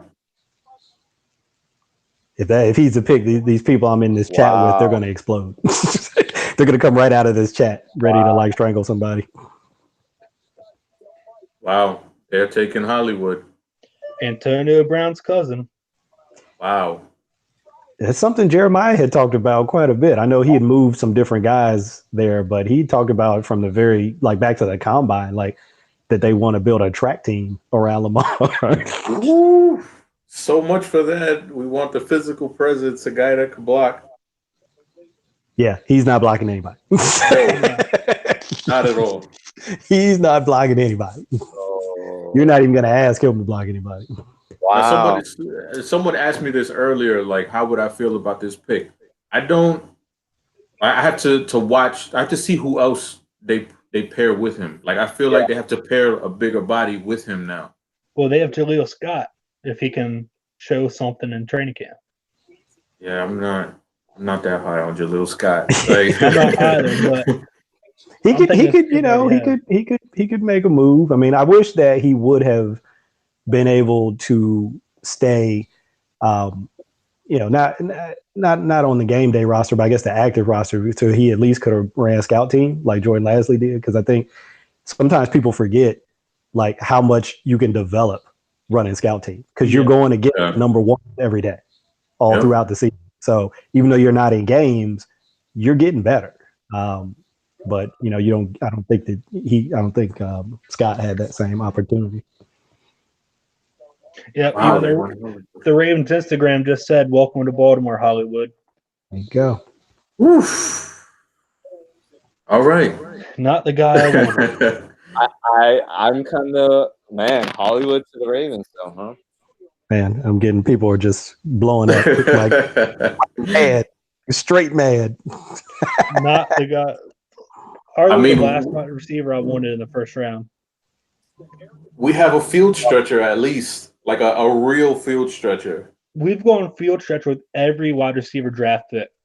Right, but this one is a good route runner. This one, he's my favorite route runner in this class. He's not my favorite wide receiver, but he's my favorite route runner in this class. The last 9 Hollywood. Wow. The last non-speed receiver we got was who? Mark Clayton. It's a good question. I'd have to go and actually look. I don't know. That's a good question off the top of my head. Pretty much all those other guys, you're right, could run. I'm kind of shocked they took Hollywood over AJ. I'm not going to lie. AJ was my pick because he has the highest floor, in my opinion, at least. Yeah, no, I agree. He felt like the safest wide receiver pick, and that may not still be out of the realm of possibility. They've got some ammo to come up if they want to. Maybe not into the first, I'm saying, but if you talk about in the second. I mean, I think they have the ammo to move up into like the middle or back end of round 2 now. You know what I mean? Yeah. Even if it's the top of round 3, I'll be happy. I just don't want this and then 85. Yeah, he's super small. Looking at him next to Roger Goodell, like that dude is super small. But he can run. And I agree with you on the route running. I think that gets a little undersold on him sometimes because people focus on the speed, but that dude knows how to run routes. And I think he can survive on the outside too. I mean, obviously you're going to sprinkle him in the slot, but I think he could survive on the outside. Washington moves up to 26. Wow. And he played with Kyler, so I mean, he's played with a similar sort of style quarterback, somebody who's going to have to run around at times and make plays. And somebody talked about this today. I know it was an interesting question. I never thought about it. He was like, when we study quarterbacks, we focus on can they make plays from the pocket, can they move and make plays outside the pocket. But he said when we talk about wide receivers, we never talk about wide receivers who can make plays. I know who said that. That was Sigmund Bloom. Yeah, and I never thought about that. Like, we never think about wide receivers in terms of how they play in the scramble drill. We only think about them within structure of the play, and not right. With more and more guys being able to move around from the QB position, it's something that you probably got to factor in now. Yeah, like we were saying earlier, it's going to be hard to have Lamar scrambling, and then you also have to cover Hollywood down the field. Yeah, I mean, just think about their RPO game too. Like, all it takes is to get the ball to him quickly. If he's got space or you miss a tackle, nobody's catching him. I mean, that's not – you're not going to catch him from behind. I'm surprised they took him over Ford. Even though I know we did good with mid-round linemen, I'm just very surprised. And you know what? Montez Sweat is still there. Could have Washington. That's true. I think Washington's getting them because they don't have that much edge. No. You got Kerrigan and what's his name? Preston. Well, they lost the other Preston. I always get confused between Preston Smith and Preston Brown. I can't remember which one it is. Yeah, but they got some decent players on the edge. It'd be interesting to see who they come up and take. Was where did everybody have Brown ranked as far as their wide receivers for this year? See, I was really torn because I didn't know how to rank him with his injury, but seeing that he's been cleared with his injury, I had him. I won't lie, I had him wide receiver 3. I had him like 4 or 5. He's good, but I never saw him work in the AFC North and the Ravens offense. Yeah, and I know my rankings are different than most people. So, I mean, I had him at 6, and that was probably because of the injury to a large extent. I admit I was too chicken to put him where I really felt he should have been. But I probably looked at different things. And so that's why I had some of the guys that I had up in my top 5 because, I try not to get caught up in like the consensus stuff. I try to just think about the stuff that I like, stuff that matters to me. And who's he talking about? Yeah. It ought to be interesting. I mean, I know a lot of people aren't going to be crazy about it because they're going to just think about the size, but it ought to be interesting. That's for sure. See, I had him as my wide receiver 8, but I didn't hate him. When I started watching him, I was really impressed. I didn't hate him at all, but I just didn't think he would be what they're looking for. By the way, I said this last night in one of my other group chats, but even though we've all been talking about pairing him with a bigger receiver, there's one receiver I feel like would be really fun to pair him with for the type of offense we want to build, and that's Deebo Samuel. I feel like if you found a way to get Deebo and Hollywood in this draft class, that could be a really electrifying offense right there. Or Deebo scores in about as many different ways as you can score, and he is a bully. He is an absolute bully when he runs routes. I mean, he will throw a cornerback at the top of a route. So even though it's not the size that we might want to pair Hollywood with, that's a guy I would really, if we could find a way to move up and get him, let's go. You think the Redskins are getting DK? They saw the first receiver go off. Oh, that could be the case. Everybody's going for a run. Pair him up with Dwayne. So the pick is in. Who else do they have at receiver? Who, the Redskins? Yeah. They have Doxson. Yeah, Doxson. They have Paul Richardson. That's true. Didn't they just sign somebody this year? Yeah, it was Richardson. Paul. It was Richardson? Oh, you mean during free agency? Yeah. Oh, that's a good question. I don't know. Because I feel like they did.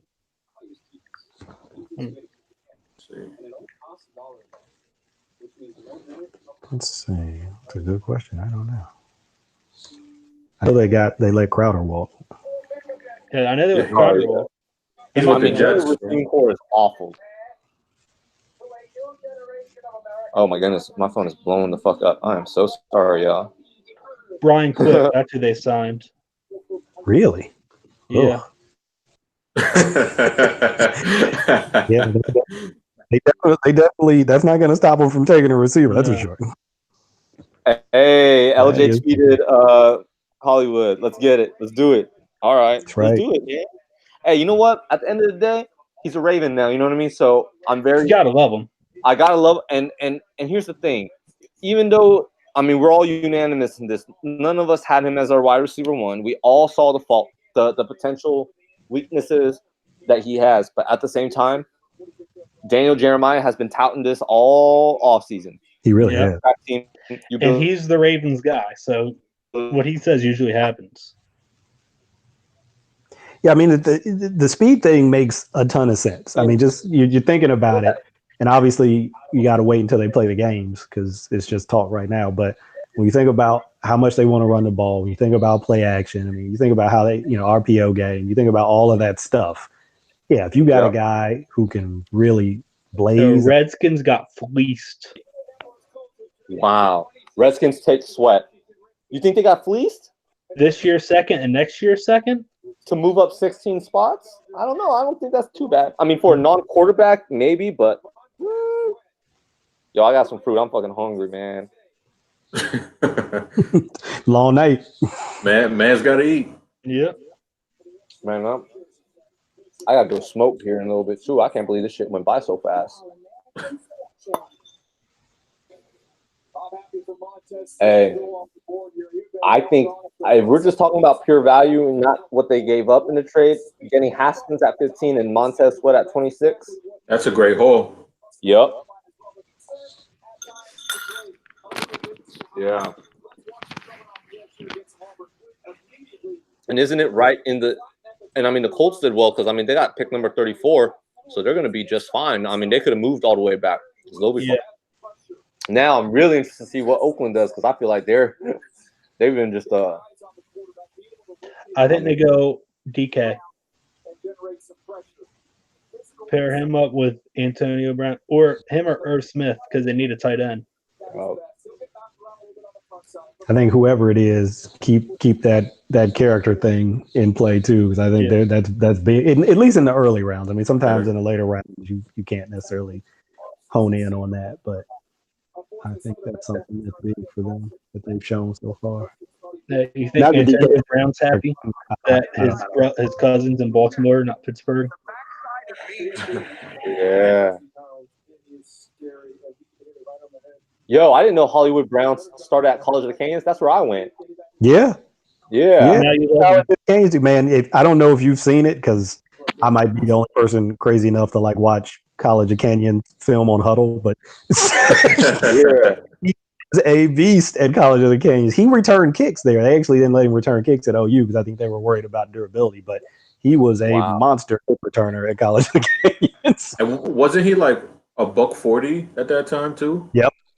Yeah. And his he had grade problems coming out of Florida, out of high school, and that's why he was like a late qualifier, and so he didn't get offered, or a couple of some of the bigger schools revoked because his grades.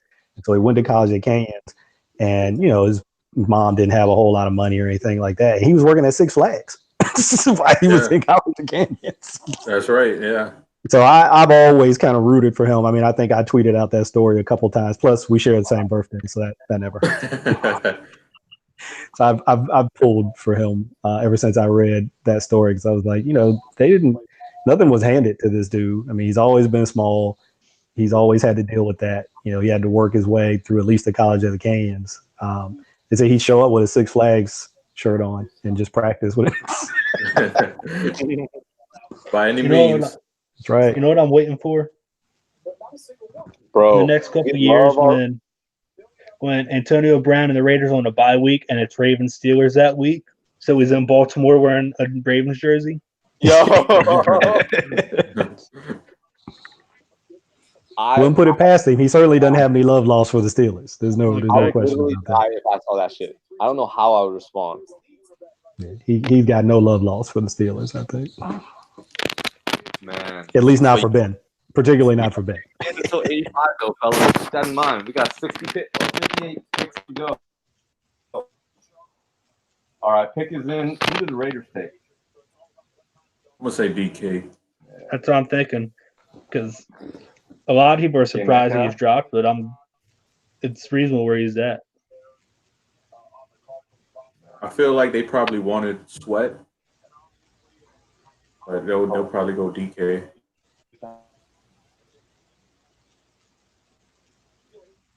The thing about DK is I think he can be really effective right off the bat if you play to his strengths.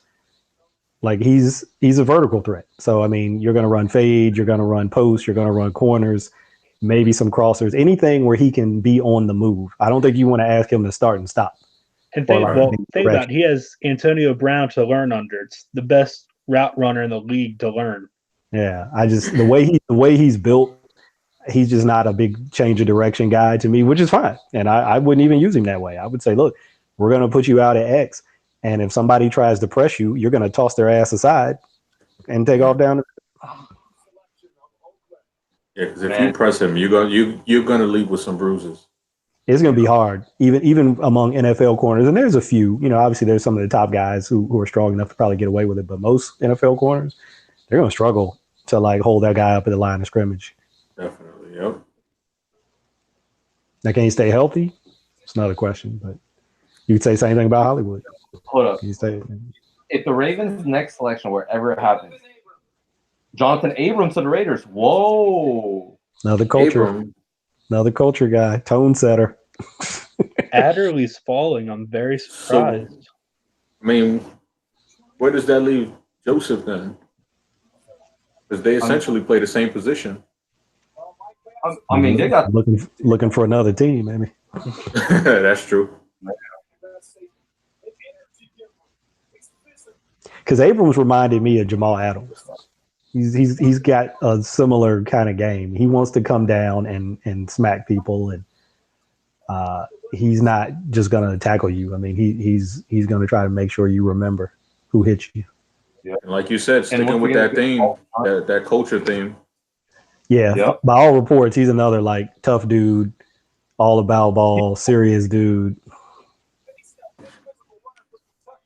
I think I read a story about him today. They said when he was going on his visits, he was showing up with like a suit jacket on because he was like, "This is a job interview. I'm not here to play around. Yeah. I'm deadly serious about this." He's married. He's got a kid. I think he's like, "This is my job now, so I'm not messing around." I mean, and along with that job interview, that story, I read that he was asking about the school, the schools in the area for his daughter. Like, what the? Yeah. I mean, if you talk about maturity level, I mean, this dude is already, I mean, I'm 44. He's probably more mature than me. I got 2 Let me kids. ask you, how far does Polite fall tomorrow? Who? Polite. I say Polite. mid to late second.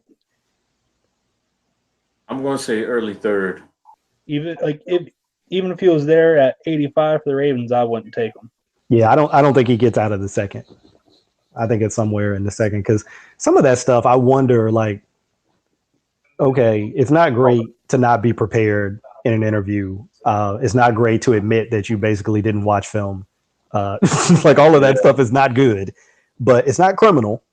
It's not like legal stuff. As far as I know, I don't know if he had any legal issues, but if it's just about maturity and about whether you can learn to become a professional, that's important. I'm not downplaying it, but I don't know if that's enough to knock you out of knock you to like the third or the fourth round. I mean, the dude can rush the passer. There's no question about that. He definitely can. I mean, I would still take him. I'm not going to lie. If he's there at 85, I'd be hard pressed to believe that there's any prospect I take over Polite at 85. Yeah, at 85, I would definitely take him. So DeCosta just said that he was nervous that they could lose him by trading back again, but nobody called when they were on the clock. Wow. So they were willing to move, but yeah, they took the risk because there were other players they liked at the same level, but nobody wanted to move up. Well, hey, that was not the piece. He was able to move back that first time and acquire some extra picks, and so that's always a good thing. I think they're going to move up to the second tomorrow. I mean, we're at a position now. I think we're going to combine the third and the fourth and move up. Yeah. I'd be hard pressed to not do that. Yeah. But so now what? I think he has given up like. Go ahead. I would be hard pressed to believe that the Ravens don't try to move up tomorrow. I think they're moving up to mid to late second. Yeah, I would agree with that 100%.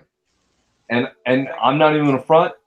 I'd be really hard pressed to think, depending on when the wide receiver run happens, if they don't attack wide receiver again. Because DeCosta did say that it was floated that not DeCosta, but I forgot who it was. I think it was Tony Pauline reported a while ago, said that the Ravens were interested in doubling down at wide receiver before the end of day 2.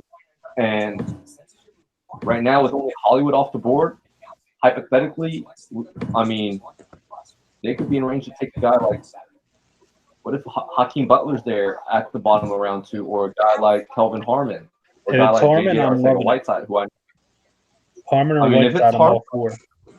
or even a guy like Deebo Samuel, who I think, even though it doesn't give us a bigger physical presence, I just think the playmaking ability of Deebo and Hollywood together on the field would just be so electric. I think they could go a lot of different routes. I mean, and we could go back to Eric McCoy and Elgin and Jenkins. They're still both alive. How far will they fall, you know? Yeah. And Cody Ford is there. I mean, Yeah, and some of these other players, these other positions you've been talking about, could push wide receiver down even a little further. I mean, I don't. Has there been a corner taken yet? No. nope, no corner, no And corner. in the passing league, you know, it's surprising that we haven't seen a corner come off. I wonder. We'll see. I mean, they're not out of the first yet, so there may still be one who goes in the first. But I wonder if there's ever been a first round where a cornerback didn't go. I don't think so. I don't think so. I mean, I I mean, would probably- be really Somebody will shocked. probably yeah, somebody will probably take one. But So Yeah. DeCosta said Holly will be ready by training camp. I hope so. I hope so too. yeah, if he's not, people are going to be even more pissed. Oh, yeah. Yeah. Because they're like, you knew this dude was hurt. We're coming off of an injury. Yeah, there is not a good track record of wide receivers who missed their first season No. of having success later on. No. And what I think we're doing tomorrow is we'll use that second, third, and one of the fourths, move up to the middle of the second, and then try to trade the other third round pick back to get another fifth or sixth. Oh no. I think that if they're gonna move up with the pick, I think you have to use 85 instead of 102, because 102 I think it's the last pick of the third round. Yes, last pick of the third round. I mean, if you combine 102 with their highest fourth round pick, you're not even getting into the mid. You're getting right at where Baltimore 85 is, according to the All Jimmy right, Johnson trade value chart. So I think they're going to 85, pick 85 in 113 or pick 123, and they're going to try to move up to top of round 3 or bottom of round 2. Maybe depends on the they team. can get. It just depends. I mean, it'll be really interesting. But I would be very shocked if we don't move up tomorrow. Yeah. I think they'll go lineman or receiver for one of the picks, and then I think they really like O'Shane Zimenez. O'Shane Zimenez, man. Yeah. Yeah, the Old Dominion guy. Old Dominion got some Matter. players this year. They do. Yeah, What's right. Fulgham's out there too, right? What was my guy? I like Fifth it. round pick. I want him. He's got Wow, another. Jerry. He's got another great story too. Just a walk on. Yeah. So they offered him a scholarship after like the first week of practice. Like, all Yeah. right, you're good. We'll take you. And now here's Seattle. I mean, the fact that, man, this is, I mean, and the Rams are Terry Tillery. Another defensive tackle. inferior Ooh-wee. offense. You're the big 31. boys. Yeah, man. Yo, Bunch the of Rams big teams. get Cody Ford. That's so crazy.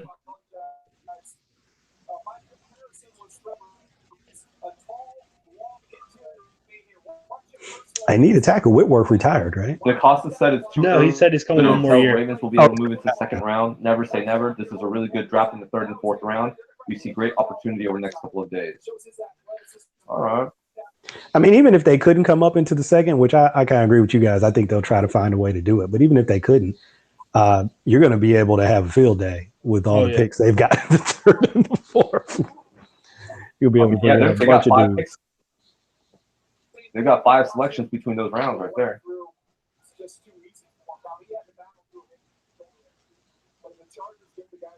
Yeah, Tillery just didn't show it consistently, but when he was on, he was a stud. But you just didn't see it consistently enough. But he was hurt. Keep that in mind. That's true. Played through injury. Before injury, he racked up 7 sacks in 5 games. And then Yeah, the same- after injury, This game, yeah, the one they're showing, the Stanford game was ridiculous. He just they couldn't block him in that game. wow. DeCosta said that Montez Sweat is a really, really good player, one of the best pass rushers in the draft. But DeCosta wouldn't comment on what was on or off the board. Mm. I'm saying he wasn't.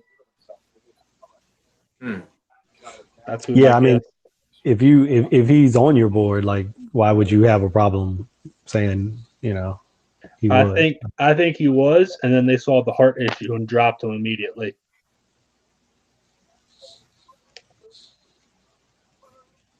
It's got to be something that you have to factor in because, like you said, you just never know when that's gonna when that's gonna show up.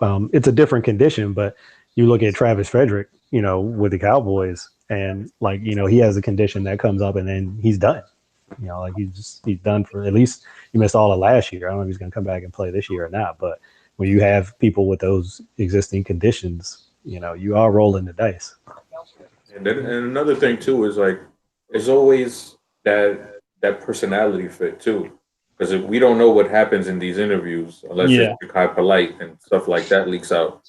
But maybe it just wasn't a fit. Maybe they didn't like his attitude. Could be one of those things as well. We're not privy to.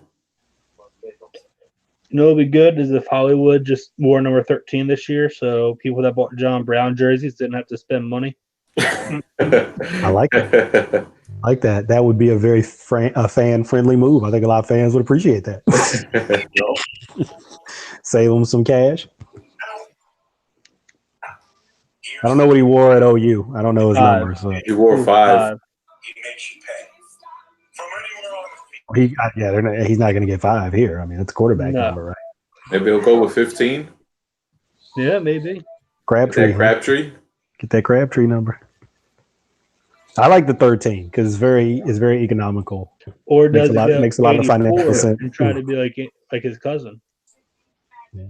I did not buy a John Brown jersey, so I'm not saying that for that reason. Yeah, you just think about your fellow Raven brethren. Yeah, I do, and I like Brown, man. I was really excited when they signed him because I followed him since he came into the league. I liked him. I still like him, but I'm a fan. I don't know. As well.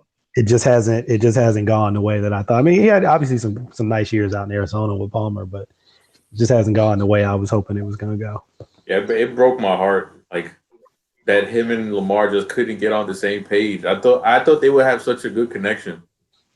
Yeah, because he was getting deep. I mean, there were times when they had designed shot plays and they got what they wanted, and he and Lamar just couldn't hook up. And there were a couple plays where he had a couple alligator arm kind of deal, which you're not crazy about seeing that. But and I thought it was funny that Harbaugh, when he was at the when they were at the owners' meetings and he was doing that breakfast thing, they asked him about that. Of course, he said, "Well, I wish him luck," but he's like, I think the biggest thing for John is he has to stay healthy. And I'm like, did he miss a game last year?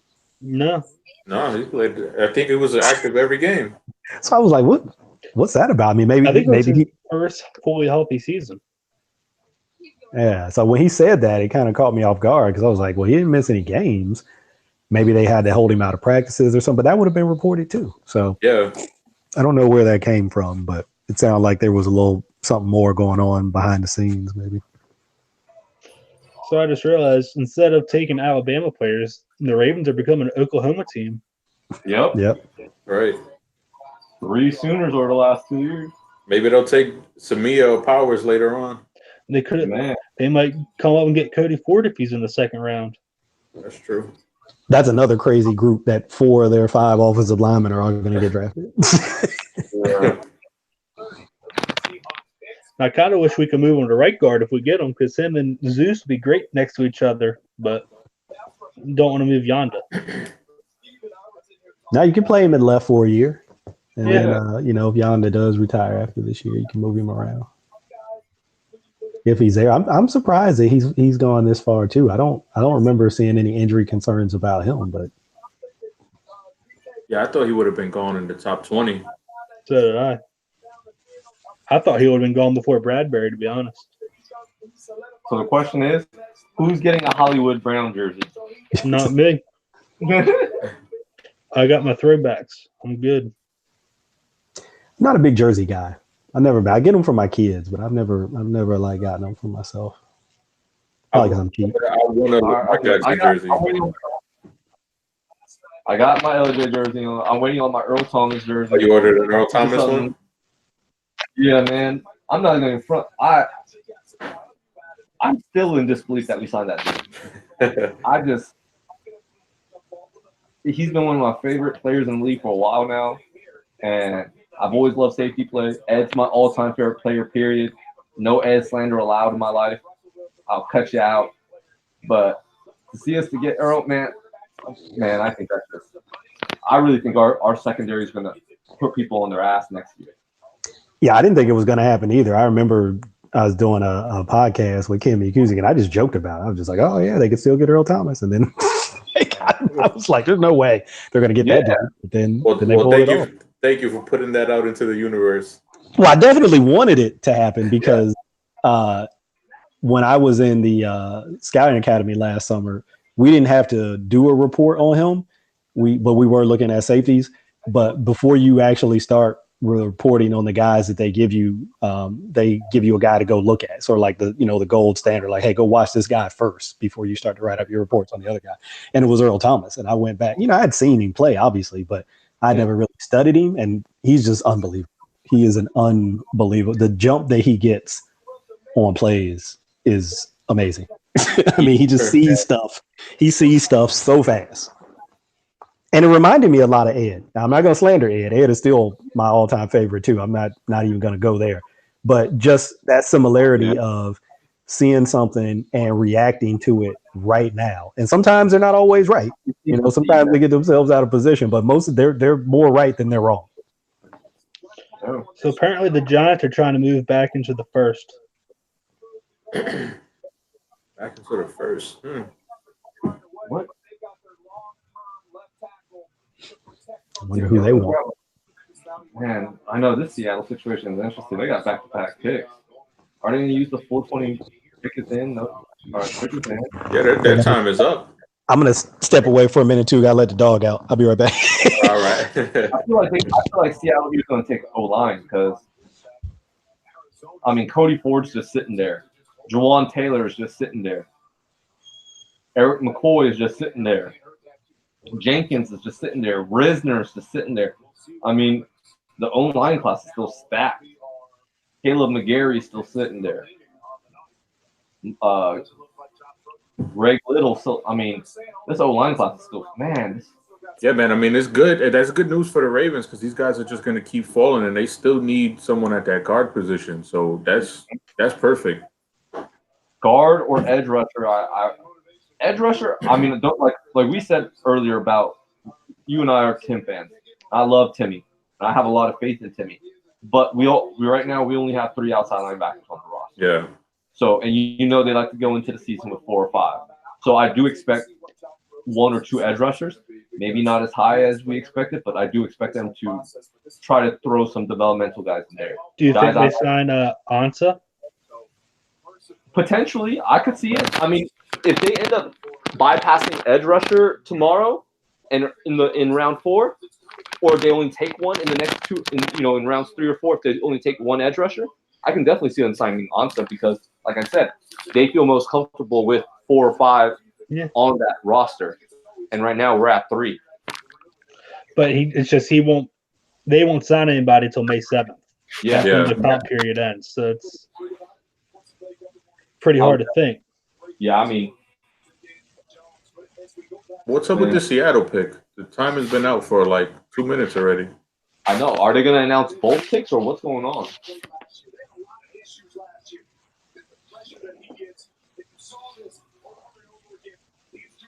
You know what's another thing too? They that I just read that Hollywood and Lamar they've known each other for years. Yeah, I think they grew up in the same area. 954. Yep. Florida boys. Daniel Jeremiah said he's a tougher Deshaun Jackson. I would agree with that. And he definitely has a better route tree than him too. Because I just hate when people characterize him as just a deep threat because I didn't see that at all. No, that's so lazy. But there's a lot of that lazy narratives that go on around this time. You know what I mean? I didn't like that Deshaun Jackson comparison. I didn't like it at all because Deshaun was never really a solid route runner. No, he was just a go route guy. Yeah, and he's tougher over the middle. Mhm. Because Wow. Sean Jackson can't take a hit. Hollywood played against Lamar Jackson and Pop Warner. So 2 Damn. up close. Damn. That's really cool, though. That is, man. Man. Probably a reason why they also wanted to get him. That's immediate chemistry. I mean, he said he liked his. Well, DaCosta said he liked his attitude when they had it. I think they said last week they had him in. Yeah, he was like one of the last people. Yep, and he said he liked his attitude a lot, so he had a good work ethic. Seattle traded 30 to the Giants. Oh, maybe the Giants want to get DK. DK or one of the linemen. Yeah. I mean, Jawan Taylor, Cody Ford. I mean, Cody Ford. They took who's the guard that they took last year? Will Hernandez. Yeah. Man, you get Hernandez and Ford on the interior of O-line, bruh. Plus they got rid of Fisher this year. Or Flowers, I mean. Didn't they sign someone too this year? No, last year they signed Solder. But they didn't sign an interior guy this year? I think they re-signed their center. Oh, no, they traded for Zeitler. Yeah. Oh, that's right. So it's not going to be unless they want to put Cody Ford at right tackle. Which is what he played. I mean, yeah. I mean, that's an interesting. Yo, this Seahawks pick has been up for like 10 fucking minutes, man. What the flying fuck? Just announce this shit. It's ridiculous already with this pick. All right. Oh, okay. So they took L.J. Collier. Seattle Who's did? that? Yeah. TCU. Oh, all right. Oh my goodness, that's such a terrible pick. I'm not gonna lie. I don't get the hype on Collier at all. So the Giants traded 37, 132, and 142 to move up. I think it's DK. Hey, I'm gonna say this. This is kind of cool. Brown Marquis Hollywood said, "I've always dreamed of playing with Lamar." Wow. I don't know if that's just emotions being prisoner in a moment, but that's still kind of a cool quote once again. I mean, they've known each other since they were kids. Yeah. So the Giants trade pick 37, 132, and 142. Wow. Move up 7 spots.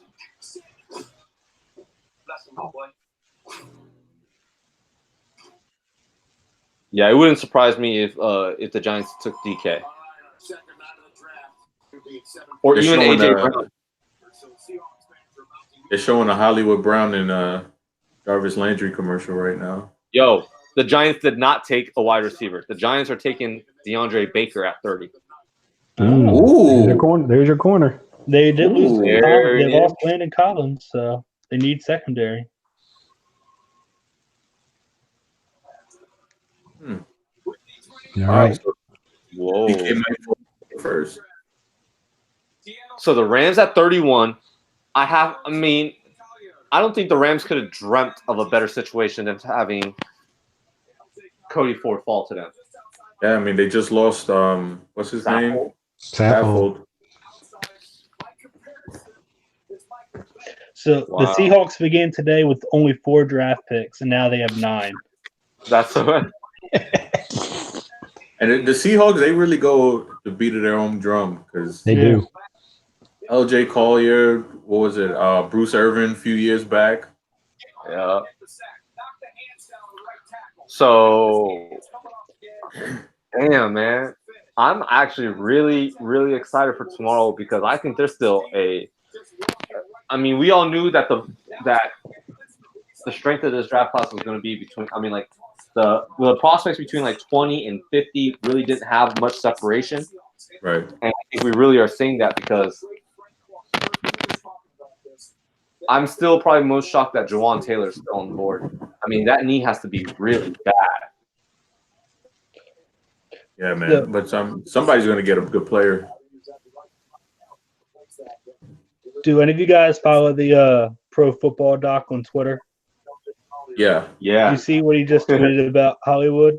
Yeah. Does he have more hardware in his foot, around his neck, or in his mouth? Because he's rocking a full grill set. I I think it was a diamond grill set too. Yeah. Yeah. Hey, he's got hardware now. Let's bring some hardware to That's right. Man, more. That's right. offensive rookie of the year right there, bro.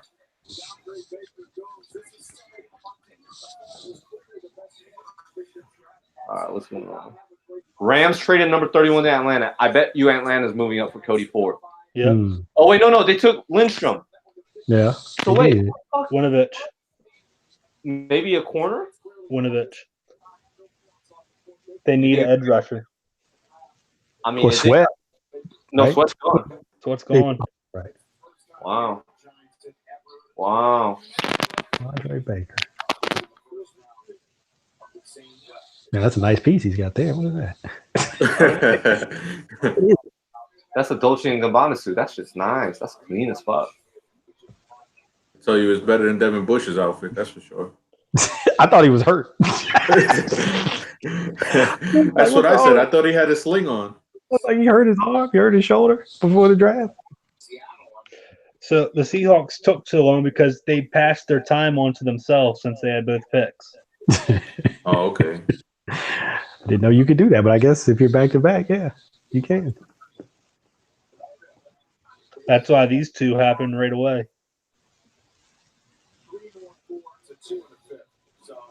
Oh, he's showing off that. He's showing off that ice. Yeah, it's nice now.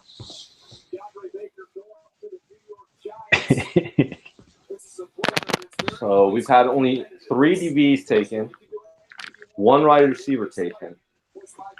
One running back, which was expected. Yeah. Bunch of DTs. Well, And it, Bunch of DTs. what's it been? Only 3 offensive linemen. 3 or 4.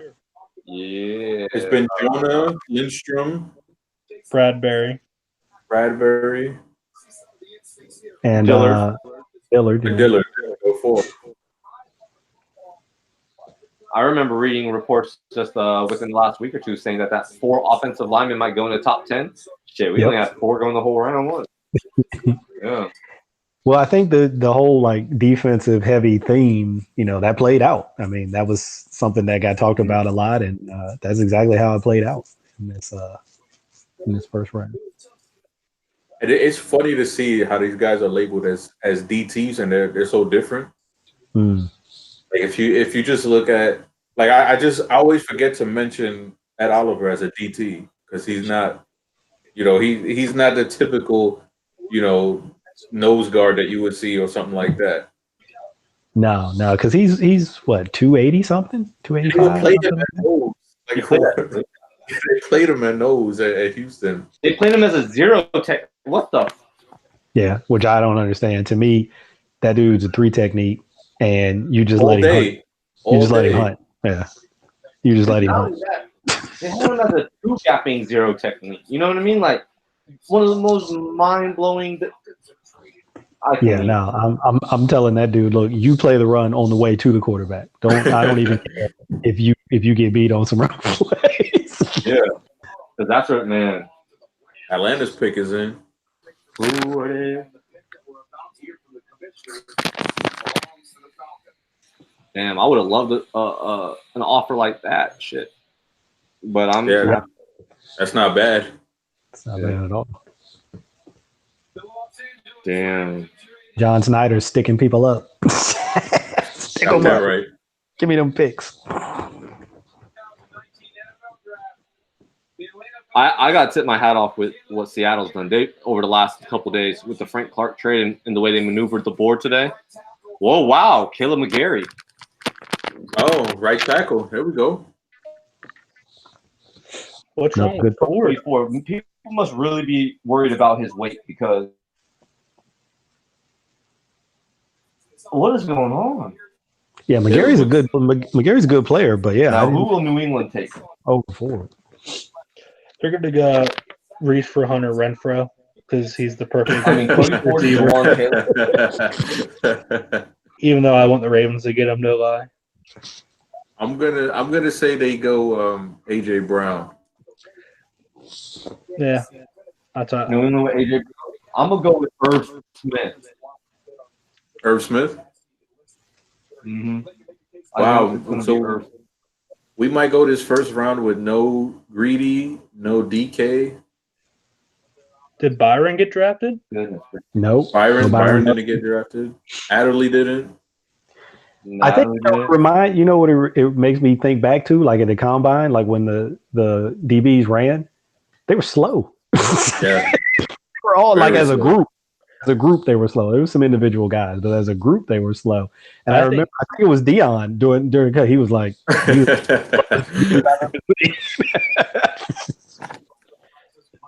I think Greedy's going to fall a lot more than people think. He has personality issues, I've heard. Man, I would be I don't even care. If Greedy falls within range, I'd be all over that.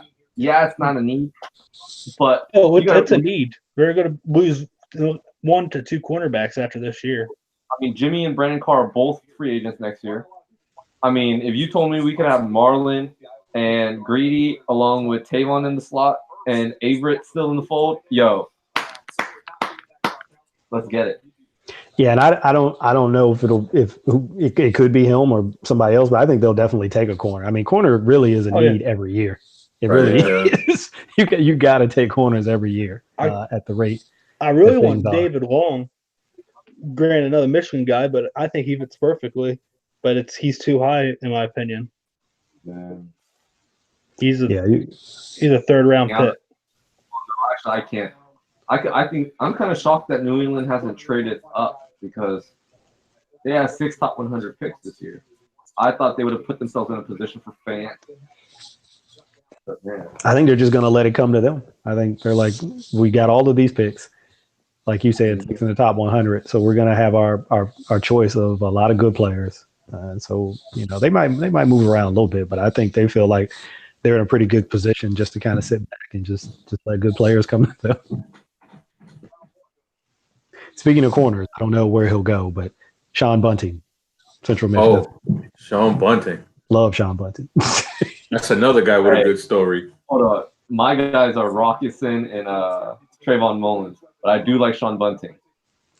Yeah, I like Rockison. He's got a cool story. High school wrestler. There's a cool story. Sean Bunting, I think it looked like, I mean, you would have to have the coach's film to know this for sure, but it looked like he was pressing guys on plays where he maybe wasn't even supposed to be pressing guys. I don't even think that was. He was just like, I'm just pressing dudes all the time, and he gets a little grabby sometimes, and sometimes guy might get him, but he loves to get his hands on receivers. Zrebeck just tweeted the Ravens came down to Jawan Taylor and Hollywood Brown. Taylor would have moved inside, but the point is moot, and the Ravens wanted a receiver. Point is moot. You took Hollywood. Yeah, they must have saw him as a guard. Obviously, they just said he was going to move inside. But that knee must be pretty bad for him to drop out of the first for a guy who was, by a lot of people projected to be like a top 15 pick. Yeah. Yep. He was rising. I mean, I saw him at mock the Jacksonville at 7 almost religiously. Yeah, so he must have like some kind of degenerative condition or something that scares him off. Some like Jay Ajayi kind of thing. Yeah, those kinds of things, can worry people. That was the report on Derwin, that the thing that he had coming out of Florida State was degenerative and that he could be great for a year or he could, be done after a year. But I don't know if that's what scared the Ravens off or not, but water under the bridge. Yeah, I mean, we got Hollywood now. That's right. Hollywood. Man. So Cali, man. So do we all agree that they're going to get another wide receiver within the next two rounds? Yes, I believe it. Yep, me too. I'm interested to see who they pair with. Hold on. Oh, I definitely think they're definitely going to take another wide receiver tomorrow, and I'm very, very intrigued to see. And I think probably a bigger guy. I mean, it's hard. It would be hard. You can't find a smaller guy, but I'm sure a bigger guy. But they do. That I would throw Terry McLaurin's name in the mix. Yeah, I would say McCole Hardman's name in the mix. Deebo Samuel, Kelvin. I think J.J. Arcega. If I'm going to put money on anybody, I think it'll be J.J. Arcega-Whiteside. I think he's one of the better receivers in the draft. I think. Yeah, if he gets to 80, that was my only concern is would he get to 85? I think him too, but I'm fine with trading up to 63 to get him. Yeah, if we could secure him, I would do it. I would do. I mean, Jake, if Kelvin Harmon is within reach, that's got to be the pick. Let's say, do we want Harmon or JJ? I'm fine with either one, to be honest. I would go with Harmon. I would go with Harmon, but I think also going back to like our ties. I mean, David Shaw coached at Stanford. David Shaw's connection to the organization. Yeah. I mean, and I love the fact that I would be happy with either, but trying to think the way that front office, I think they might edge towards JJ over Harmon. Whoa! N'Keal Harry. Wow. Whoa! And you know what's funny is that he's gonna fit that like Cordell Patterson role that they had. Yeah. Hate this as a Ravens fan. Love it if I was a Patriots fan. Yeah, no, that's a good call. I mean, they've seen what a player like that can look like in their offense. You know, they've designed a role for a player like that in their offense. So, wow. DK Metcalf fell out the first. DK Metcalf fell out the first. AJ Brown fell out. I'm kind of shocked. Okay, don't get me wrong. I like Harry a lot, but I'm very surprised Harry went ahead of AJ. Me too. I'm surprised Hollywood went in front of AJ. I'm not surprised by that, but AJ in front of, because there was so much talk about Hollywood Brown being the only wide receiver taken in the first and being wide receiver one on a lot of boards if he's healthy. And we kind of saw that come to fruition. But Harry ahead of guys like DK, ahead of guys like Hakeem, ahead of guys like AJ. Little surprised. I'm very happy we didn't get DK. That's as much as I don't like Hollywood. I'm glad we passed on him. What happened? We passed on Butler too. Yeah, DK in round 3. I don't like it. DK in round 3. Harry, bro, Harry's a guy I could see him going here only because he's from what I saw from him. He's the kind of guy that you've got to have a plan for him and how you're going to use him. Like, you can't just line him up outside and just say, hey, we're just going to have you line up at X and just do what X's do. Because I don't think that's his game. I think you want to get him in the slot. You want to get him with free releases, get him in space. You know. So do you move Edelman out? No, I'm not saying that. I think Chris said it, like how they use Cordero Patterson, even though, you know, Harry might play more snaps. I don't know. But just kind of as that movable chess piece, where sometimes he's in the slot, sometimes he's in the backfield, sometimes he's at Z. You know, you just move him all over the formation and just try to get him the ball in space and let him do what he does best. So when he's in space, he's a big, fast man that's hard to get down. You think about Edelman's their X receiver right now. He's their best guy. I don't trust.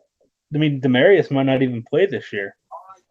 Yeah, who knows what's going to happen with him. But I guess what I'm saying is I could see him going in the first round if it was like the Patriots, if it was the Saints, you know, certain teams like that who would have a really defined plan for how they were going to use him. It could make that's like the main reason why I didn't want him on the Ravens, because I don't see them using him the way the Patriots would move him around. Because I feel like the Patriots, they're going to maximize his value and put him in situations to win.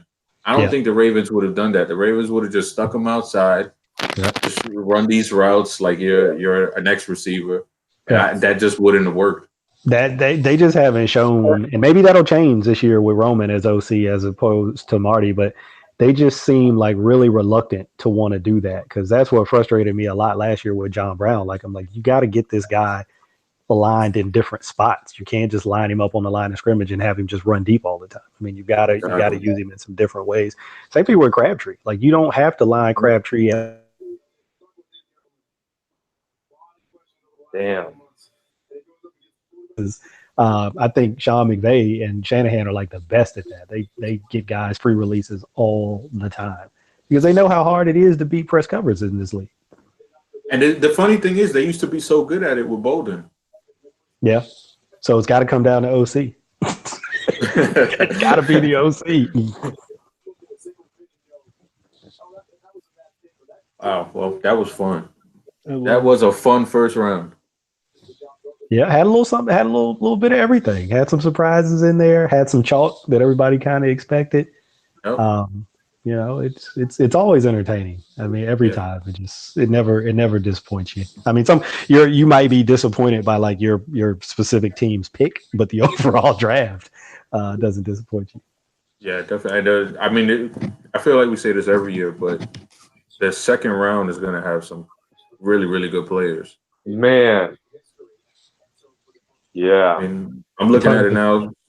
Got DK, Greedy Williams, Byron Murphy, AJ Brown, Dalton Reisner, Nasir Adderley, Chauncey Gardner-Johnson. Mm-hmm. Teams are already interested in training for the 33. Oh, of course. I mean, Cody Ford is sitting there. I mean, you could go so many different ways. I mean, Arizona at 33, I'd be very shocked if they sat there and picked. I think they have to take Drew Lock, to be honest. Get another quarterback, 3-man battle. Might as well, right? Add him to the fold. Yeah, there's going to be a ton of good players left, and I think even if the Ravens can't get back into the second, there's going to be a lot of good players in the third and fourth. They're going to be names that not household names per se, but I think there's still a lot of good players. I mean, but I'm sure I think they're going to find a way to take Jalen Ferguson. I don't know how they do it, but I think they're going to try to find a way to take that dude. I'm not crazy about him. I'm not either. Because he was a little kind of inconsistent for me. And slow. They met with him a ton. And, maybe that doesn't mean anything, but like 3 different meetings with the same guy, you're trying to figure something out. If you're meeting with him that much, maybe it's personality, maybe it's something else. But the one thing that that they believe in is that sack production translates from college. They're big believers in that. Yeah. Yep. Prime example is Judon. Yeah, and he broke the all-time sack record. So, I mean, even though he was at La Tech, and you can certainly talk about level of competition, you still got to get 100 and something sacks or however many it was. So, that's impressive no matter where you do it at. So we'll see, but whoever it is, whether it's another rusher or whatever, there's going to be a lot of good players even into the third and fourth rounds, I think. Right now, and I wonder, like with the Ferguson pick that you're talking about, I wonder how much analytics is going to play with it, because DeCosta said they're going to go more analytics heavy, more than they were with Ozzie. Yeah, because that's saying much. Because probably don't paint him in a very good light. Exactly. He's more of an on field. You're trusting what you see from your eyes, because if you from a testing standpoint, it does not look good. Yep. But he reminds me of guys like Judon, of guys like Zadarius Smith. He's not as quick as Zadarius Smith. Probably closer to Judon. I wouldn't say Judon is like super like laterally explosive or anything like that. Kind of more of a power rusher who, every now and then he can kind of dip and turn around the corner every now and then. So Ferguson kind of reminds me of that, more of a power guy who can be slippery, right? He's not like a Brian Burns or Polite or anything like that, but just kind of going to use his hands. He does use his hands really well. That is one thing that did kind of stand out to me. He's got really active hands. So we'll see. We shall see.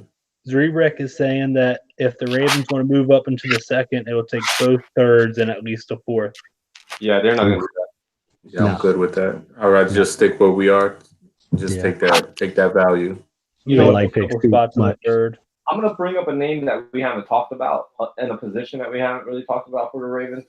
But if they find a way to get this guy, I think would just be so dynamic, especially since we added Hollywood into the mix. Darrell Henderson, running back out of Memphis. You want to add some speed to that backfield? Well, I would think Travion Williams then. Because he was even faster. I mean, I love Henderson. I think Henderson. Man, I think Henderson's going to be a special back. Yeah, I'm a big fan. A big fan of Henderson. The thing that I like about him too is that he can line up and run routes. Hollywood. I mean, he's not just catching like checkdowns and flares out of the backfield. Yep. They're putting him in the slot and like running fades down the field with him. Because he is a fast dude. There's no question. And that's definitely an element they don't have in there again in that backfield. Yeah, I think at some point you kind of need that guy. Yeah. Because you got a couple of guys that are pretty similar. I mean, I think Gus and Ingram, kind of have a similar style. Ingram's probably got a little more wiggle, but they got a similar style. And then Kenneth Dixon, you just don't know if you can count on him. I like him. He's a talented guy when he's in there. Yeah. The dude runs hard. I mean, it has great contact balance. It has a lot of good traits, but you just don't know if you can count on him for a whole season. And I think Henderson can be special. I mean, I hate that the whole used in the Kamara role kind of verbiage that teams, scouts or analysts have been floating around since Kamara's rise.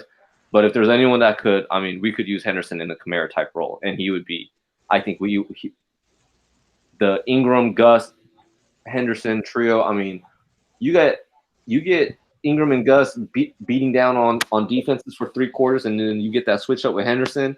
I think in Hollywood, I think it. And the thing with Henderson is he's proven that he doesn't have to, because you know how some backs they have to get in the groove. He's proven he doesn't have to get in the groove. No, I mean he split time with another dude at Memphis, right? I mean, Pollard, and then the other guy, I forget his name. Yeah, like it wasn't like they were that big discrepancy in the snaps. I think it was pretty close in terms of the snaps that they played. But yeah, I think it just adds to that whole track team narrative. You get another home run hitter that all it takes is somebody to take a bad angle, and he's gone. You're not getting it. Because those other guys, they kind of leave some. They're talented, like Gus Edwards, Mark Ingram. They're not running away. No. Yeah, they're leaving some meat on that bone. No, they can pop you a 15, 20-yard run every now. I mean, you saw Gus pop a couple like that last year, but he's getting caught from behind. There's no question. You're not catching Henderson from behind. No, not at all. And then you add him with the threat of Hollywood on the field. I think that has to be something that War Room is thinking right now. If we're going to add another piece to the puzzle, I think Henderson have more value than we may realize, because I mean, I could see so many. I mean, the amount of talent that's on the board right now, I definitely think we're going to move up. Like, I'd say anywhere between like 5 to 10 slots from 85. I'll take it. I'd take it too, and I think in that range, let's say around 75. So I'm pretty sure we could all compile like a top 50 list right now and look, or let's say a top 60 list and say there's probably going to be about 10 names on that list that we are going to be really happy with if they fall into that range. And because right now, I mean, it looks pretty ridiculous. I think the other encouraging thing with the Brown pick is that it shows that they're going to let Lamar be a quarterback. They're not going to rely on this gimmicky offense like a lot of people predict that they will. Mm-hmm. It's like everybody just wanted to condense the offense, like get another slow guy, possession type receiver, and just like you can't, your offense can't operate like that when you have nobody that can stretch the field. And I think this is a step in the right direction to let us know that they're going to let Lamar actually, throw this thing around like he did late in the Chargers game. Yeah, I think you just look around and you take your keys from like the other successful teams. I mean, obviously, the Patriots have their way of doing it, but you look at the Chiefs, you look at the Rams, it's about getting speed in space. Yeah. and the stuff that they're doing is not complicated. And, people will say, oh, well, they're running these college and high school plays. I don't give a damn if it came from elementary school. If it works, then I'm good with it, And a lot of what the Ravens were doing last year, that stuff's been around forever, like since the 40s. Mm-hmm. Also, it's not like new stuff, but it's stuff that nobody's seen forever on a week in and week out basis, but you're not going to see that from a lot of the other teams that you face. So for me, I'm like, just get some speed, get speed in space. You've already got, some downhill, sort of bruising type guys. And, even your tight ends, you can kind of work the middle of the field and stuff like that. But now, get yourself some speed so that you can open things up. Yeah. I mean, and that's why I think, once again, not to keep belaboring this point, I think Henderson would be a really fun. I keep thinking, I'm like, if you can find a way to keep, could you just imagine the impact that, I mean, like, first of all, Hollywood's presence alone is going to make safeties approach our offense so different. You add Henderson into that mix, and now you get Henderson running a wheel route out the backfield. You got Henderson splitting out, and you got Henderson and Hollywood out there on the perimeter. I mean, I think you can do. And then let's say hypothetically they add another guy like a McLaurin, who you could really fuck some shit up with those track type athletes out there, and I think it'd be fun. Yeah, because I think they're going to need this. They're going to need to score more points than they were able to get away with last year. I think the defense will still be good. I think it may take a little bit of a step back though. Just because if you got to have younger players stepping into these roles, you know, it may take them a little time to kind of get their feet under them. So I think you're going to have to score a little bit more than you did last year. And then, you know, you think about the division, Pittsburgh always can score points, even with AB gone. You know, Juju's decent. I think, well, more than decent. He's a star basically. I think Connor showed that he's a starting NFL running back. So that, you know, they'll put up points. Cleveland, it could be friggin' terrifying what they might be able to do if Baker plays the way that I think he's going to play. I went back and watched him a lot recently because I was working on something else, and I was like, man, this dude is legit. So there could be some real problems with him. And the Bengals, who knows? Who knows what the Bengals do? Get this. Hollywood Brown is going to be playing with 4 Heisman winners in the past 3 years. That's pretty crazy. Wait, the three back-to-back Heismans. He knows how to pick them. He knows how to pick them. That's for sure. So they know how to pick them. Man. And the chain that he was wearing at the draft was a picture of him. You know what? And one thing I'm going to love about Hollywood, too, is that he's going to add so much personality to this team. Oh, yeah. And, like, of all the receivers, it's actually going to be kind of nice because, like, we've never really – I mean, like, he's going to add a lot of personality to this team. I'm excited. The more I think about it, I'm really excited to see what we can do with him. I mean, yeah, it's a step in the right direction. It is, and it shows that they're not afraid, you know, by what's happened to them in the past. I know there were some reports out there about that, like, well, maybe they don't take wide receiver in the first round because, you know, maybe you're spooked a little bit because of the way things went down with Perriman. But I think that DaCosta was true to his word. He said, look, I think we've been bad at it mostly because we don't take enough swing. Yeah, so, I mean, it's hard to argue when you just look at the stats of, you know, how long they've gone without putting any premium wide receiver picks on the team. Yeah, so you can't fault them for taking their shot. I mean, if it doesn't work out, you know, then people will look back and criticize that, obviously. But you got to take your shot, you know, and because you're not trying not to hit on these guys. You know, that's never the goal. You gotta take your shot at some point, and you know, you live with it. Lamar. No, Lamar's happy. Oh, yeah. But don't cry, boy. Don't cry, boy. Yeah, I got my chain on too, bro. Hollywood. We going Hollywood, boy. Yeah, I'm excited for this shit. Yeah, as long as they let Lamar, I think you said it, Chris, as long as they let Lamar be Lamar, like, you know, let's not put the limiter on this guy. Let's let him be a quarterback. Let him throw the ball. That was one of my fears, is I didn't want them to limit him or to mess him up, you know. I want them to give him a legitimate shot at being a true quarterback. That's what I think he is. I think he's a true quarterback. He just happens to be very, very fast.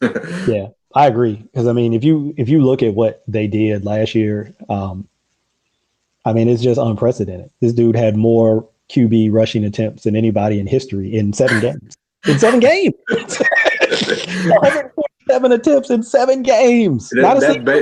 That Bengals game was ridiculous. The first start, it was ridiculous. Yeah. That first drive. in 7 games. So like you can't. He's not going to survive that way. You're doing him a disservice. Yeah. Yeah, definitely. You try to utilize him that way. I mean, if we're all being honest, if we all watched Lamar last year. Lamar operated so well when he had time in the pocket. I keep thinking back to the throws to Mark Andrews that he made against the Raiders and against the Chargers in the first game. I mean, those were beautiful throws from the pocket.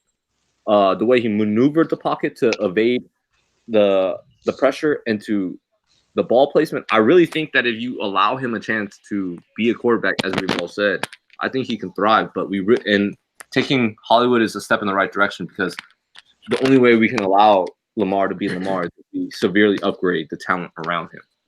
Yeah, he sees the ball. He sees the field really well. I mean, I went back and watched every snap. I charted every snap. It was one of the all-season projects that I wanted to work on, and tweeted out a bunch of clips like back, right after the season of it, and just the way that he gets through progressions. Everybody talks about, oh, he can't read, coverage, and he can't do this, he can't do that. Nothing can be further from the truth. If you just go back and study the tape, he gets through progressions. He manipulates defenders. He does the things that you expect an NFL level quarterback to do. Now, did he miss throws? Absolutely. Throws that he shouldn't have missed, no question about it. And I think a lot of that is mechanics. Which I'm not saying that that's an easy fix. That takes time. Some people, you listen to Mike Leach. Mike Leach, he says, if your quarterback's not accurate, that's not something you can teach. He believes you got to be accurate. You are. I don't feel that way. I'm probably on the other. I think it's a skill, and I think anything that's a skill can be practiced. So look at Cam Newton. He wasn't the most accurate guy. I mean, he's still not as accurate, but he's come a long way from his Auburn days with his accuracy. And my comp for Lamar, and you have to be old like me to even know this guy, but my comp for Lamar has always been Steve Young. He reminds me of Steve Young. He looks like LA Express, Tampa Bay Buccaneers era Steve Young, where if you go back and you just look at him and look at his numbers, even if you can't find footage or watch him play, he was a sub 60% passer when he first came into the league. He was like 57, 58. But it took time, for him to continue to develop himself as a passer. When he was in high school, he was an option quarterback. He went to BYU as a triple option quarterback and said he couldn't even take a drop from center. Their first practice, they line up all the quarterbacks and centers. He goes to take a drop and he trips and he falls. And everybody like, who is this clown? He worked himself into becoming a good quarterback. He literally threw thousands of balls a day to teach himself how to throw and how to be accurate. So I ended up reading his autobiography because it was just the image of him was always the guy that stuck in my head when I watched Lamar for some reason. I know it's crazy because people are like, you're talking about a white dude, a left-handed white dude. What's this got to do with anything? But he just reminded me of him, just in terms of how they play the game, because both of them can run. People forget Steve Young could run, man. That's like the image people have. They just have like that lumbering dude dropping back and throwing the TO. Like that's the image that people have, and they don't remember that he could run. When he was young, that dude could run with the best of them. He was fast too. He's probably a 4 or 5 guy. I mean, he was fast. But that's what I see. But we'll see. I mean, obviously comparing him to a guy that's a Hall of Famer is but just in terms of how they play the game, not, if they're going to have the same career or not, who knows, but just in terms of play style, that's kind of who he reminds me of. So if they give him the space to do that, like they did towards the end of that Chargers game, I think, you've got a quarterback on your hands. I agree, man. Well, look, guys, I'm gonna jump off here because I actually got to be at work tomorrow at 6:30. So I got to be up. Same here. Yeah. Same here.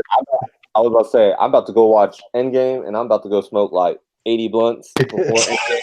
So, don't tip. No in-game tips. Don't tip any. Yeah. Hey, I ain't that asshole. Trust me, I ain't gonna say shit. Yeah, we doing this again tomorrow night? Yeah, we're here tomorrow. It's gonna be a lot smoother, that's for sure. Bro, I swear to God, if we don't start this shit till the 3rd round, I'm gonna die. I'm gonna just fucking die. No, it's gonna be way smoother. I got it down packed now. All right, cool. Yo, really appreciate you guys, man. Yeah, man. thank each and every one of you guys, man, for taking your time and jumping on and giving your opinions and everything like that. It was thanks for the invite, man. I appreciate thank it. you, man. Including me. It was awesome. Yeah, no, man. I just wanted to get some good voices and different opinions on, because I don't want to get an echo chamber of we all have the same likes, the same people. Yeah. I want there to be a discussion where you don't like DK, okay, I like Debo. All right, let's talk about it. Yeah. But I thank you guys, man. I do, and I have to say, I'm kind of glad that we enjoyed this first round together, because this was a really wacky first round. It was. I mean, I'm still trying to like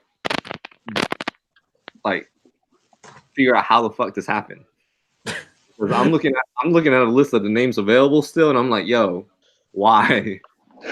Why? We'll see. Well, all you guys will be back on tomorrow. No, probably, yeah. I should be. All right, cool. So we'll see. We'll keep in touch throughout the day, and we'll try to get back going tomorrow.